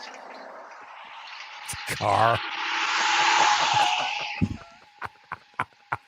That's a very nice truck that just drove by. Oh my God! A goddamn blue jay fucks him up, and then the fucking truck. I like that, Eric. You're so bored. You're like trying to pick up on what bird that was. Yeah, that was impressive. Yeah, I like how everything needs an example, a thorough unpacking of nearly every single your thing. customer can't grow a tomato plant. Well, then your customer's a retard. Because that's a pretty easy thing. I mean, those things will grow anywhere. It's not difficult. But that's the example he came up with. Yeah. It must have been in the course he took online. I don't know where you come up with tomato plants. I love this guy. I mean, I love every second of this podcast when either listening to it or doing it. But this right here, what's happening right now, has been my favorite thing so far. I'm a big fan of Tony Michaels as well. I like that he points out the obvious to us as if it's profound. Makes me very happy. I mean, part of me wants to try to do an impression of his analogies, but I think that it would be so. He does it perfect as it is. You can't exaggerate it. Right. That's what I mean. Like, so let's say, for example, that you wanted to give information to someone who can't grow a tomato plant. Like, that would be my goof on him, but that's literally what he just said. Yeah, it's already perfect, and anyone who tries it, it would tank. The joke wouldn't land it anyway. It's too wonderful. It's perfect. I love it. Eric, I don't know, man. Maybe I'm a perfectionist, but I'm editing out the whole part where the truck drives by, and I comment on how it's a nice truck. I'm just pulling that out in post. It's just not necessary for your business building podcast. I'm so happy that you picked up on that. What now? When it came to finding that was just accidental, and you're like, "Oh my God, this is gold." I mean, that's awesome. Muttering Jay on Twitter did some investigating because these guys found out I have a digital marketing background, and they said that marketers are people who steal from people. They had some negative things to say about people who are in the marketing profession. So this was both Tony and Gabe. So then my buddy Muttering Jay on Twitter did some deep dive investigation and discovered that this guy has a marketing podcast and that the other guy has a degree in marketing. So it's kind of funny that they were trying to clown me for having a marketing background. That is excellent. Okay, so once you understand why they can't grow tomatoes, Producer Chris is rejoining us. Oh, we're still on tomatoes? Yeah, we're still talking about tomatoes. Get over here. All right, so now you might say, I still don't understand how this turns into having a business or how you would make any money off of this. Well, he's got the answer for that. So you enter your email, you email on the piece of information, now you're in their inbox, and that's really where you want to be because remember, we're building our list. And then you give them the diagnosis on the other side with maybe a preloaded video based on what their answers to their questions was. Maybe they're watering it too much. So you give them a video of why you think it is that that they're not having their plants be the way they want them to be, and then you offer them a book, an ebook on how to grow tomato plants. This is a really dumb thing to do. So what he's saying is that you're going to find out someone has a problem growing tomato plants, and you have the solution. So then you send them a video explaining this. This is for free. And then you say, and you can download our ebook. Why are you sending them a video explaining how to fix their problem and then telling them to get an ebook from that?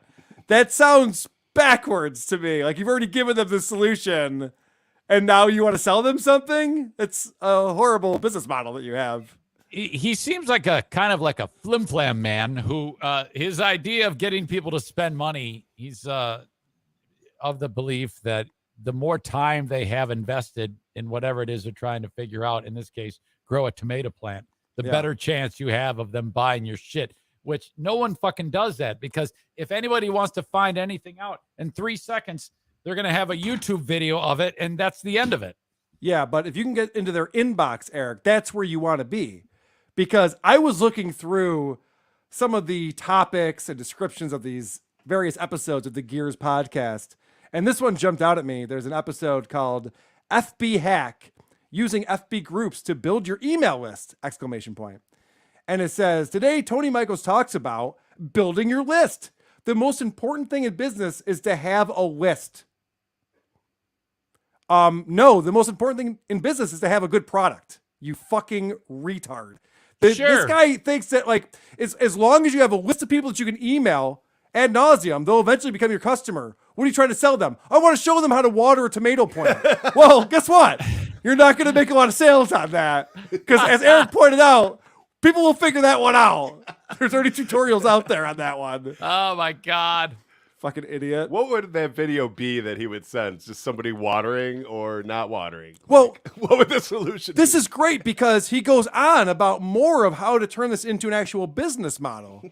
So you sent them the video, and then with the video, you say, here's an ebook that you can get. You already have their contact information, but you're sending them more stuff for some reason.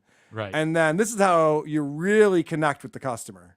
And then maybe we have some upsells on the offer and maybe a downsell. And then maybe you decide you want to sell a webinar to consult with them personally or a phone call to consult with them personally to follow up on their book and their diagnosis that they had. Right? Beautiful. Right? So somebody doesn't know how to grow a Right. tomato plant. So you send them a video and then you give them an ebook and then you say, hey, do you want to pay me to talk to me directly? If they still haven't figured it out at this point, they're not going to grow tomatoes. It's not the cards for them. Fuck. It's not going to happen. I love that all of this in Tony Michael's dumb mind, all of this gets to being a consultant for a client, which good on you if that's what you want to do with your life. But I thought he was going to tell us a way that we could grow a business that like scales. You can't scale that, Tony. You can only sell the amount of time you have. This strikes me as the type of thing that whoever would listen to it, if they did make it that far, that would be the last time they would listen to Tony Michaels. Yeah. No. Oh, so this is great. So after he explains all of this, which I've been trying to recap for us as we go, he decides that he needs to repeat all of this again. Tell me about your problem. And in that, I will give you a free diagnosis of your problem. And then I'll provide a piece of content that's very valuable that will probably help you with your problem. And here's a couple upsells on that piece of content that'll help you with your problem as well. Right? Pretty sexy, huh? No. I like that he keeps saying upsells.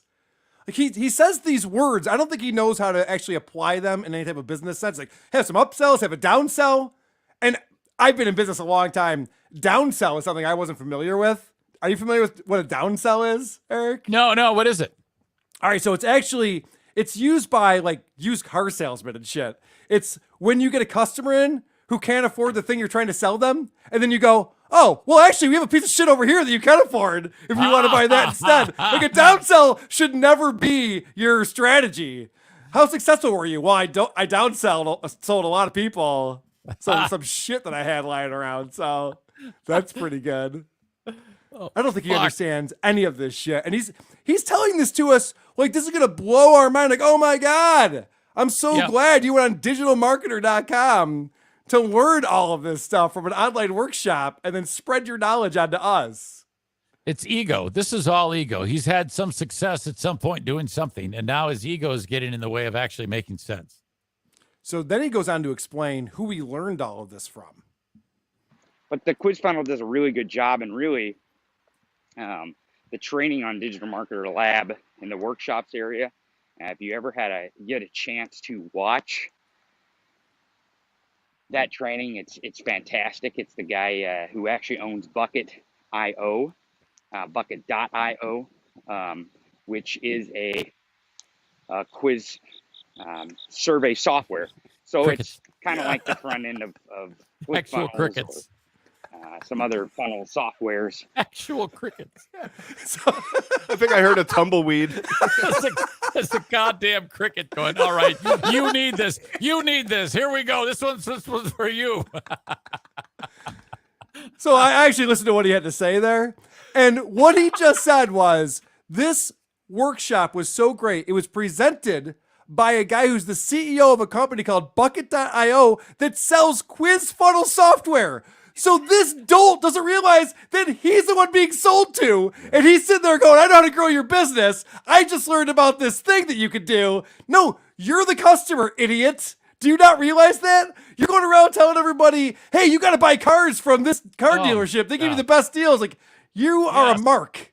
You're a mark, you fucking retard. Also, this idea that he's talking about this guy who owns Bucket.io, I don't think that was his wife's idea to catch raindrops in a bucket with a funnel. Oh. I think he heard about it from the Bucket guy.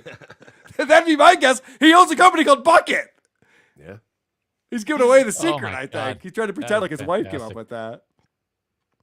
Now, Shit. you might think that just listening to Tony Michaels is all you need to start your very own quiz funnel. That's probably what everyone's thinking right now. Like, okay, I got this. I can do it. But no, you got to go to Digital Marketer Lab because you get a ditto. And they, again, the training in the worksheet does a really good job of constructing your quiz funnel in the order that it needs to be constructed in, so you get the correct points. It's all seamless. All right, so you need this ditto to work off of in order to create the questions you would have in a quiz funnel.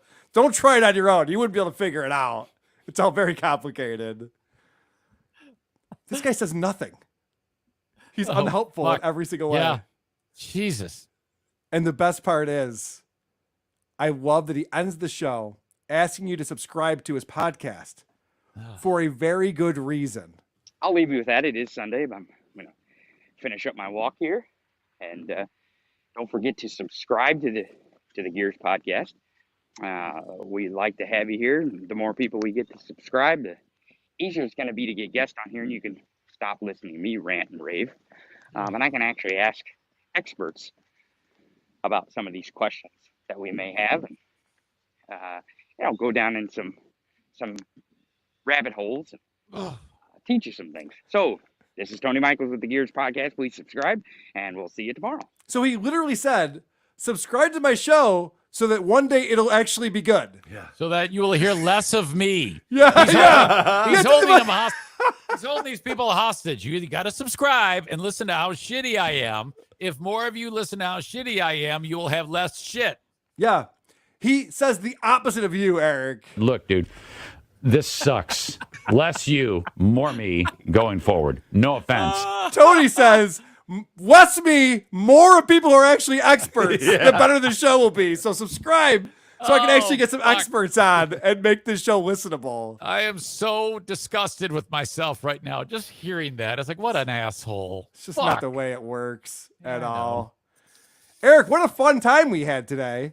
Jesus Christ. Never ends. It's always fantastic. A deep dive on Opie, the Drew and Mike show, talking about the parking situation in Royal Oak. Yeah, I didn't like for that 10 part. minutes. That was You a didn't like horrible. that part. Yeah, I think that was a great discussion that they had. You found it entertaining? We had, obviously, stuttering John Melendez talking about how cool Biden is for falling off his bike. We had Tony Michaels and more of his expert digital marketing knowledge from the Gears podcast. You know what that means. It's time for everybody's favorite part of the show. The teaser. Next week's teaser. The teaser. All right, we got another suggestion in from Alex in the Discord reviews suggestions channel, and I think he might have found a winner. Bottoms. That's the Bottom Nation national anthem. Memorize it, you little bottom. What's up, Bottom Nation? It is me, Ashley Gavin. That was silly. I'm just a silly Billy right now. Thanks for listening, guys. What a great episode this is with my friend Teresa. I'm going to get out into that in a second. But if you haven't seen me live, I'm going to Virginia. I'm going to Virginia Beach and Richmond, and then I'm going to upstate New York. I'm going to Syracuse. Oh, don't do that. I would highly recommend against that. It's a bad idea. This is a show called We're Having Gay Sex. Let me read you the description. After 10 years of serial monogamy, comedian Ashley Gavin trades in her U-Haul for the slut phase she missed in her early 20s. She documents every sexual detail in this podcast. Wow.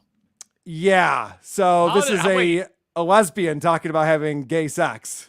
Well, how's she going to fuck it up? Because that actually is, you can do something good with that. It must be fucking terrible. Tune in this weekend and find out, Eric, is all I can tell you.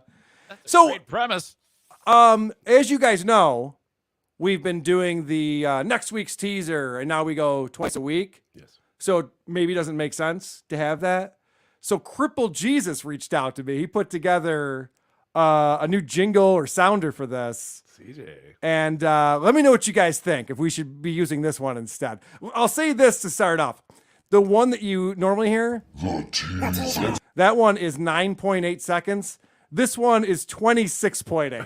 So it might be a little lengthy, but give it a chance. Okay. Let's see what you guys think. Let's be fair. And actually, I'm going to get Vic in here too. I'll get her take on this. Hi, Vic. Hi, Carl.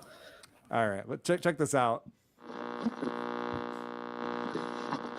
up at the top of the hour, we got an interview with a talking dog. But first, the teaser.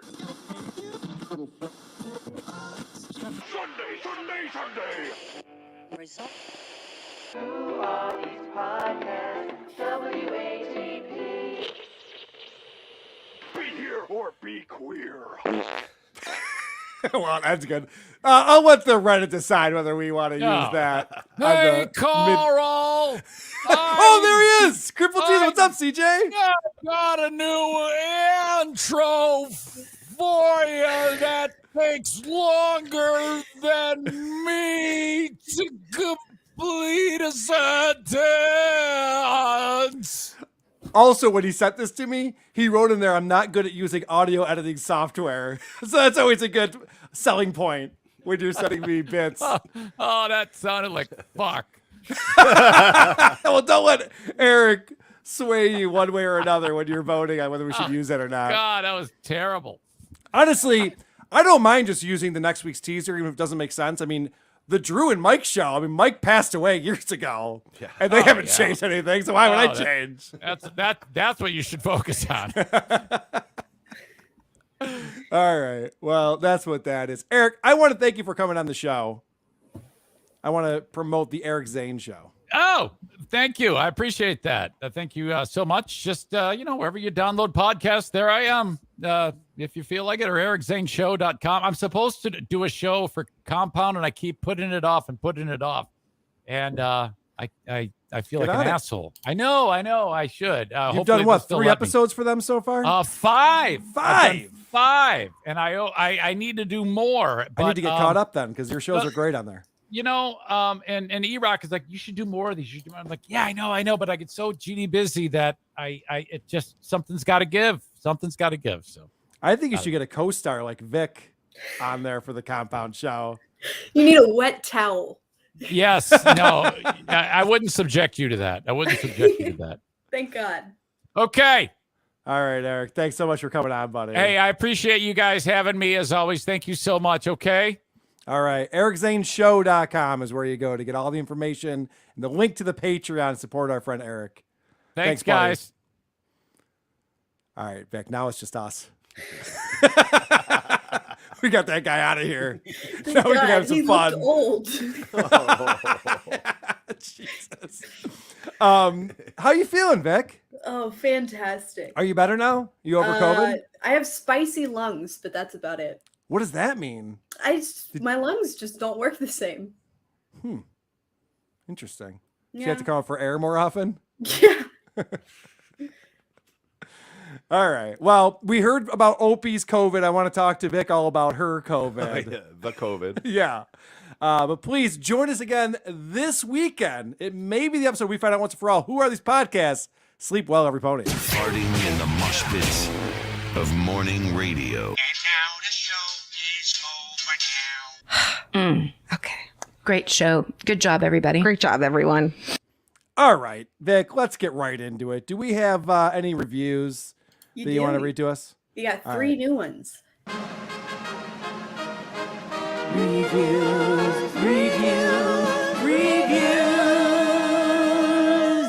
with Vic. All right, this first one is it's not humanly possible to be a hot chick and listen to hold this that podcast. pose. Yep. Nope. Up a little bit. Yep. Okay. Yep. All right. Start over again. Sorry. This one is it's not humanly possible to be a hot chick and listen to this podcast by Ballin' Oates. How is that even? How would anyone even know that? How would you measure such a thing? All he says is retards. With a T at the Yeah. end? Is that the whole review? Yeah, that's it. Is that a 5-star review by any That chance? is a 5-star. Yes! All right. By the way, we invite hot chicks to listen to the show. It's not going to happen, but you're more than welcome to. This next one is "This show is literally fake news" by Not Stuttering John. He says, Tommy is not a space alien or made of clay or is real life CGI, you sycophants. He said, that's libel and slander, except another lawsuit coming down the pike. I'm going to need to see this person's evidence. This is not Stuttering John fella, because I don't know if any of this is true. I'm going to go with a 5-star on that one. That is a 5-star. We're killing it. This is good. Keep them coming, people. This last one is Wow by Victory One. They say, what a horrible ripoff of the Stern Show. Wait a second. I think that's a negative review. Is that a negative review? That's a 1-star. That's disappointing. You know, Vic always does this to us. She reads the good ones first, and then the shitty ones last to leave a bad taste in my mouth. Yeah. She likes that. She knows what she's doing. It's a format. Yeah, I know. She's the most experienced of the review girls. She knows what she's doing. Well, Vic, thank you for joining us today. I want to listen to some voicemails that we got, starting with one from Nick Fignilli, who actually attached an MP3 to an email, so I'm obligated to play it, as we all know. Carl, you bastard. You keep moving the goalposts. You say you feel obligated to play them when people send in audio files attached to their emails, and fine. And I'm keeping this under 45, you bastard. Gary and Cardiff are the same person. That is my theory. You are silencing me on this theory now. Every week for the voicemail segment, I listen with bated breath. I used to skip the fucking voicemails, and now I'm waiting for you to fucking acknowledge that Cardiff and Gary are the same person. He's making it so obvious. It's right in front of your face. Listen to this. It's under 45. It's not long. Fuck you, not even a thank you. Fuck you, bye. You better play this. Could have been even under 43 seconds if we hadn't talked about how short it was a couple of different times. So that is one of the theories out there, and maybe I'm naive to think that Gary from San Diego and Cardiff are two different people. Yeah. Is it true what Stuttering John always says, that there's just 10 people who listen to these podcasts? Yeah. We just have a lot of different email addresses. Right. And voices. And voices and personas. Is that what's going on? What do you think, Vic? Do you think they're the same person? No, they're definitely different. If they are the same person and Cardiff is coming to the roast, then I demand a set out of Gary from San Diego. Yeah. I want him to roast us too. And he better bring Judy. Fair as I want to better meet bring Judy. Judy. Judy can judge it. Yeah. There's Well played. no judge. What, are they holding up scores at the end of each roast? Absolutely. That's how it works, right? I guess. All right. So speaking of Gary from San Diego, he called in to give us an update on what's going on with Stuttering John. He obviously pays very close attention. Hey, Carl, Gary here. Have you noticed how for the last 6 or 7 shows, John has had on as a guest, or one of his guests, Richard Ojeda? That guy's like a permanent stooge for John. He's like a punching bag for John. I think John's having a problem getting good guests. So his default guest is Richard Ojeda. And if he can't get Richard Ojeda, he'll go one notch lower and go for Tony Michaels and Gabe Sanchez. Those guys are like the Three Stooges if you put them all together. Anyway, that's the update from San Diego. All right, thank you for the update from San Diego. I didn't realize that. I don't pay attention to who John's booking as guests on his show. I just know it's the same people over and over again. And he, by the way, Gary also called in to inform us that John has not mentioned his new agent or getting any parts, including that touring company Tootsie. Oh yeah, I forgot about thing that. he auditioned for. So it doesn't sound like that's going well, but we'll see. We'll keep an eye on it, see what happens. I hope that John can break through in show business and get a role doing something. That'd be good. Hey, Carl. I also live around the Bay Area, and this is insane. So, you know the guy who saw that guy that heard that guy, playing the podcast? Well, it turns out I fucked that guy last week. Small world, eh? Yeah. Anyways, love you. Call me back. See, I would call bullshit, but it is the Bay Area. Yeah. So it's possible. You can't get enough of these calls, can you? You love it. All right, how do people feel about Gary from San Diego? He's quickly become a regular caller, participating in the show. What are people thinking? Carl, Nick from Pittsburgh here. I get Nick. it, okay? It's not that funny if Gary is Cardis. You can think Dr. Steve is Cardis all you want. You've heard me go through the 5 stages of grief just leaving you fucking voicemails over my deranged fan theory. I tried being polite. I tried being unhinged. If you don't want to play it, you don't want to play it. I get it. I think Gary is Cardis. That's all there is to it. You said you're excited to find more out about Gary. I am too. All right? More Gary, please. Let's do it. More Gary. And I think that's the same Nick that I played previously. So he found a way onto the show twice. Good job, Nick from Pittsburgh. All right, let's find out the answer to this question. Hey, John, do you know what a DUI is? I knew it. It means driving under the influence. Oh, what does that mean? I don't fucking know. That's a reference to IPA. Oh, yeah. And John calling out Tommy for not knowing what IPA stands for. He's like, what does it mean? He's like, I don't know. Then why'd you bring it up? Who cares? Anyway, I thought it was funny. More about Stuttering John's lifestyle here. God, Carl, that show today. Oh, there's going to be calls, man. Nothing says shameless alcoholic or 18-year-old girl more than fucking Coors Light. I think we can all agree. See ya.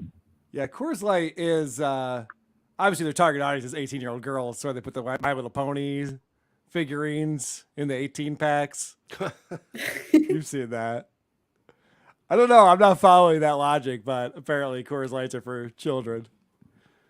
Who knows? Oh, Meredith it's called Meredith. back in. If you remember, there's a thing going on between Meredith and Paco, and they've exchanged some words. These two. Hey, it's Meredith. Just responding to Paco's tirade. Oh my goodness. Is he in the same boat as June Diane where somebody in 3rd grade told him that they didn't want to be his friend and he's just never recovered from that? That's my suspicion based on his behavior. But I'm just thinking, Paco, I think you're older than me. So I'm going to play the long game and I'm going to wait until you die. I'm not wishing death. I'm just going to wait it out. And then you can do that water cremation thing like Ash talks about, you know, the aquamation, and I'll be the one to dump your remains down a storm drain. Love you. Bye. All right, Meredith taking the high road, kind of. Yeah. Kind of, sort of. Being proactive. All right, balls in your court, Paco. Wow, Meredith calling her shot. Younger than Paco. Yeah. Paco's a young guy. So Is he? I mean, I base that just on his appearance. I saw him on a YouTube show once. Oh, that's exciting. Seemed like a young guy. I didn't say it was exciting. That wasn't my point. All right. So I mentioned this was so funny. When I went back to edit the show, I'm like, God, you're such an idiot. When I said I read the book, Dude, Where's My Cheese? On the last episode. Yeah. But it's like, who took my cheese or where'd my cheese Oh, right, go? yeah, Or yeah, whatever yeah, the name of the book is. Anyway, this person had a pretty good take on that. I don't know who moved the cheese, but I know where it is. It's in Tony Michael's lower teeth. See ya. Yeah, good observation. Who moved my cheese? Yeah, I think that's what it's called. God, I'll never figure it out. Dude, where's my cheese? Dude, where's my cheese? Where's my As soon as double I said it, cheese? I'm like, there's no way that's the name of a business book. That can't be right. Why did I just say that out loud? I should write notes for myself. Yeah, Before yeah. the show. It'd be so much better if I did. All right, so people have, I've heard a couple of murmurs. Mm-hmm. People complaining a little bit about the ads. And I've mentioned that they're Murmurs, yeah. Yeah, I mentioned that they're dynamically inserted, and that they target the individual. So whatever ad you're hearing is targeted to you specifically. And this guy hears all the cool ads. Oh. Hey, Carl, I just wanted to take a moment to make fun of all the people complaining about 1 minute worth of ads. First off, you're going to get shitty ads if you're a shitty person. Guess what I get? I get ads for Vanguard and vacations. So if you're getting ads for toothpaste, I think that says more about you than Carl's show. And secondly, it's a fucking minute. You can press the skip button 4 times and it will be gone. Anyway, Carl, just trying to do you a service. Have a good day. Don't be a faggot. Oh, jeez. All right. Disavow. So yeah, if you're getting cool ads for like vacations and Vanguard, then it shows you how awesome you are. Yeah. So do better, everybody, if you don't like the ads that you're hearing. So that's the gist of that. All right, Paco did call in a bunch of times. Here's a couple of them. Yeah, what's up, Carl? This is Paco. First of all, I just got to say much love and respect for always throwing out Simpsons references. I love when you throw out a good Simpsons reference and it gets nothing. That's my favorite part of your show. I surmise I get about 90%. You know, maybe there's a few that slip under the radar, but the most recent one was, of course, the Devil's Advocate. Oh, that's my favorite pinball machine. Yeah. I see all that shit. You know what I'm saying? Shout out to Cardiff Electric. All right, later. Paco gets the Simpsons references? Nerd! Oh, that's good to know, Paco. I'm glad to hear that. We'll continue to do that for the cool people like you. All right. What else does he have to say? Yeah, what's up, Carl? This is Paco. I might be in a cave on this one, but isn't Muttering Jay Shuley? I think somebody said that or something. I don't know. I really don't know. You know, shout out to Jenkins Jingles Department. You know what I'm saying? So in this whole series of voicemails, Paco had a different Tommy saying to start off and a different shout out every time to end it. And Paco, I just can't play 8 of your voicemails every episode. So it's all good stuff. But anyway, the person who said that is Stuttering John, who accused Muttering Jay of being Shuley. And I can tell you from personal experience, Muttering Jay puts way too much work into these tweets. Just the work ethic alone proves to me this is not Shuley that we're talking about. By the way, Shuley will be on a week from today. Shuley and Vince the Attorney, former co-host of the Stuttering John podcast, will be on to talk about the legal ramifications of gigs getting canceled and whatnot. Also, I should give Shuley a shout out. He just dropped an episode. I think it's the latest one right now, making fun of Stuttering John's podcast and some of his stand-up, and it's hysterical. All right. People are just kind of like picking up this show format. I can't blame them. I've seen a bunch of people now who are making fun of Stuttering John online. I'm like, yeah, it's pretty smart. Yeah. It's a good move. The cow photographer called in. Oh, Vic. very exciting. One of your favorites. Love him. Hey, Gary. It's the cow photographer. Your neighbor sounds kind of cute. It sounds like you're into kidnapping. I can hear it in the voice, and I know that voice. So if you could set me up, get my number through Carl, and we'll have a good time. Talk to you later, Gary. Cow photographer's getting real creepy. So he's talking to Gary from San Diego because people were speculating that his neighbor was under duress the last time that we heard from him. What's with He might dress her up as a sheep this time. Oh, yeah, he does other things besides cows?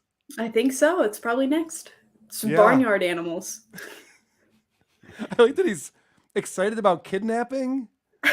Vic, was any of this against your will that we should know about? Should we be calling the authorities on this, or? I don't remember most of it. It's fine. All right. We'll probably get me too at some point. This is, I believe, Gonzo Shitcock calling into the show to give us an important message. Hopefully this gets to the right person. Hey now, Carl. This is Gonzo, your old pal. I was calling because I was seeing if maybe you could help me. There's a guy that keeps calling to Elisa Jordana's show, Kermit and Friends, every Sunday, and he pretends to be Stuttering John. And I'm a huge Dabblers Anonymous fan. I love the Dabblers. John's a piece of shit. Obviously, we all think he's an asshole. But he's so annoying, like he sucks, and like he doesn't do a good John impression, and he doesn't have anything funny to say. So I was hoping you could play this voicemail on WATP to tell that guy to stop fucking calling because he's ruining that show. But I love his enthusiasm for being a dabbler, but it's just not it's not a good use of his energy in dabbling. If he wants any tips to dabble, he can message me, contact me. I'd be happy to help him. All right, Carl, I love you. We're making a lot of connections on this show. I feel like this is turning into lost connections now. People just calling, hey, could you let so-and-so know? Hopefully they're listening. I want to tell them this. Like, all right. Fucking public airwaves all of a sudden. So apparently there's a guy who's ruining Kermit and Friends with his Stuttering John impression. Hopefully that gets to that person. Cut it out. Hey, 2 months ago, you were supposed to put up a commentary track for One Too Many. I signed up for the Patreon just for it. What the fuck, bro? Don't call me back. Yeah. The thing about that is, right after we did that commentary track with my friend Tony from Act the Movies, John DMCA striked my Patreon, and I wasn't in a hurry to put up his entire movie as a result of that. But I am going to put it up, as I mentioned earlier on the show. So check out patreon.com/whoarethespodcasts, and you will get the full commentary track. If you want to watch One Too Many, but don't want to actually just watch One Too Many, that's probably a good way to do it. All right. Tucker Dixon called into the show. He's been all over the place lately. Let's see what angle he's got this time. He's always got an angle, this guy. Hey, Carl, it's Tucker Dixon. I got something really important I think you need to hear. But first, this voicemail is brought to you by Raid Shadow Legends. Raid Shadow Legends is the biggest mobile role-playing game of 2022. Currently, there are 10 million new users that have joined in the last 6 months. And if you download it today and enter Raid Dixon, you'll get yourself 50,000 silver and a free epic champion as part of the new player to start your journey. Good luck, and I'll see you out there. Oh yeah, what was I going to tell you? Oh yeah, you kind of suck, Carl. Well, this outro section is brought to you by NordVPN. Remember to stay safe out there online, and with the ever-growing difficulty, you could be exploited by hackers. NordVPN allows you to change your IP address, making you harder to track, securing your privacy. Check out the link in the description below to get 20% off. And remember, it's Tucker out. Okay, well, that was the sponsor of the outro, so Tucker out. I see what he did there. I see what he's up to. Tucker out is the promo code. Yeah. In case anybody missed it. Vic, you back to work yet? Yeah. So what's your excuse today then? I finished work early. Yeah. I did all that I needed to do. Isn't there a war in Ukraine right now? Isn't there something you should be doing about that? Nah, we're just giving them guns. Yeah, it's true. That is the strategy right That's now. Like, yeah, it. you figure it out. Good luck with this. We should drop some of those guns in Compton and just see what happens. I don't know. All right. Vic, thank you so much for coming on the show. Always lovely to see you. Oh, always a pleasure, Carl. I know. I can tell by your sarcasm. Anything you want to promote? No, I'll be reading ads for the next 2 hours. So Thank you for that. I appreciate it. Jesus, I gotta go. This is getting stupid. Bye, guys. Okay, folks. Guess what? This The episode's over. That was a great episode. That was really great. That always cracks me up. Bye, everybody.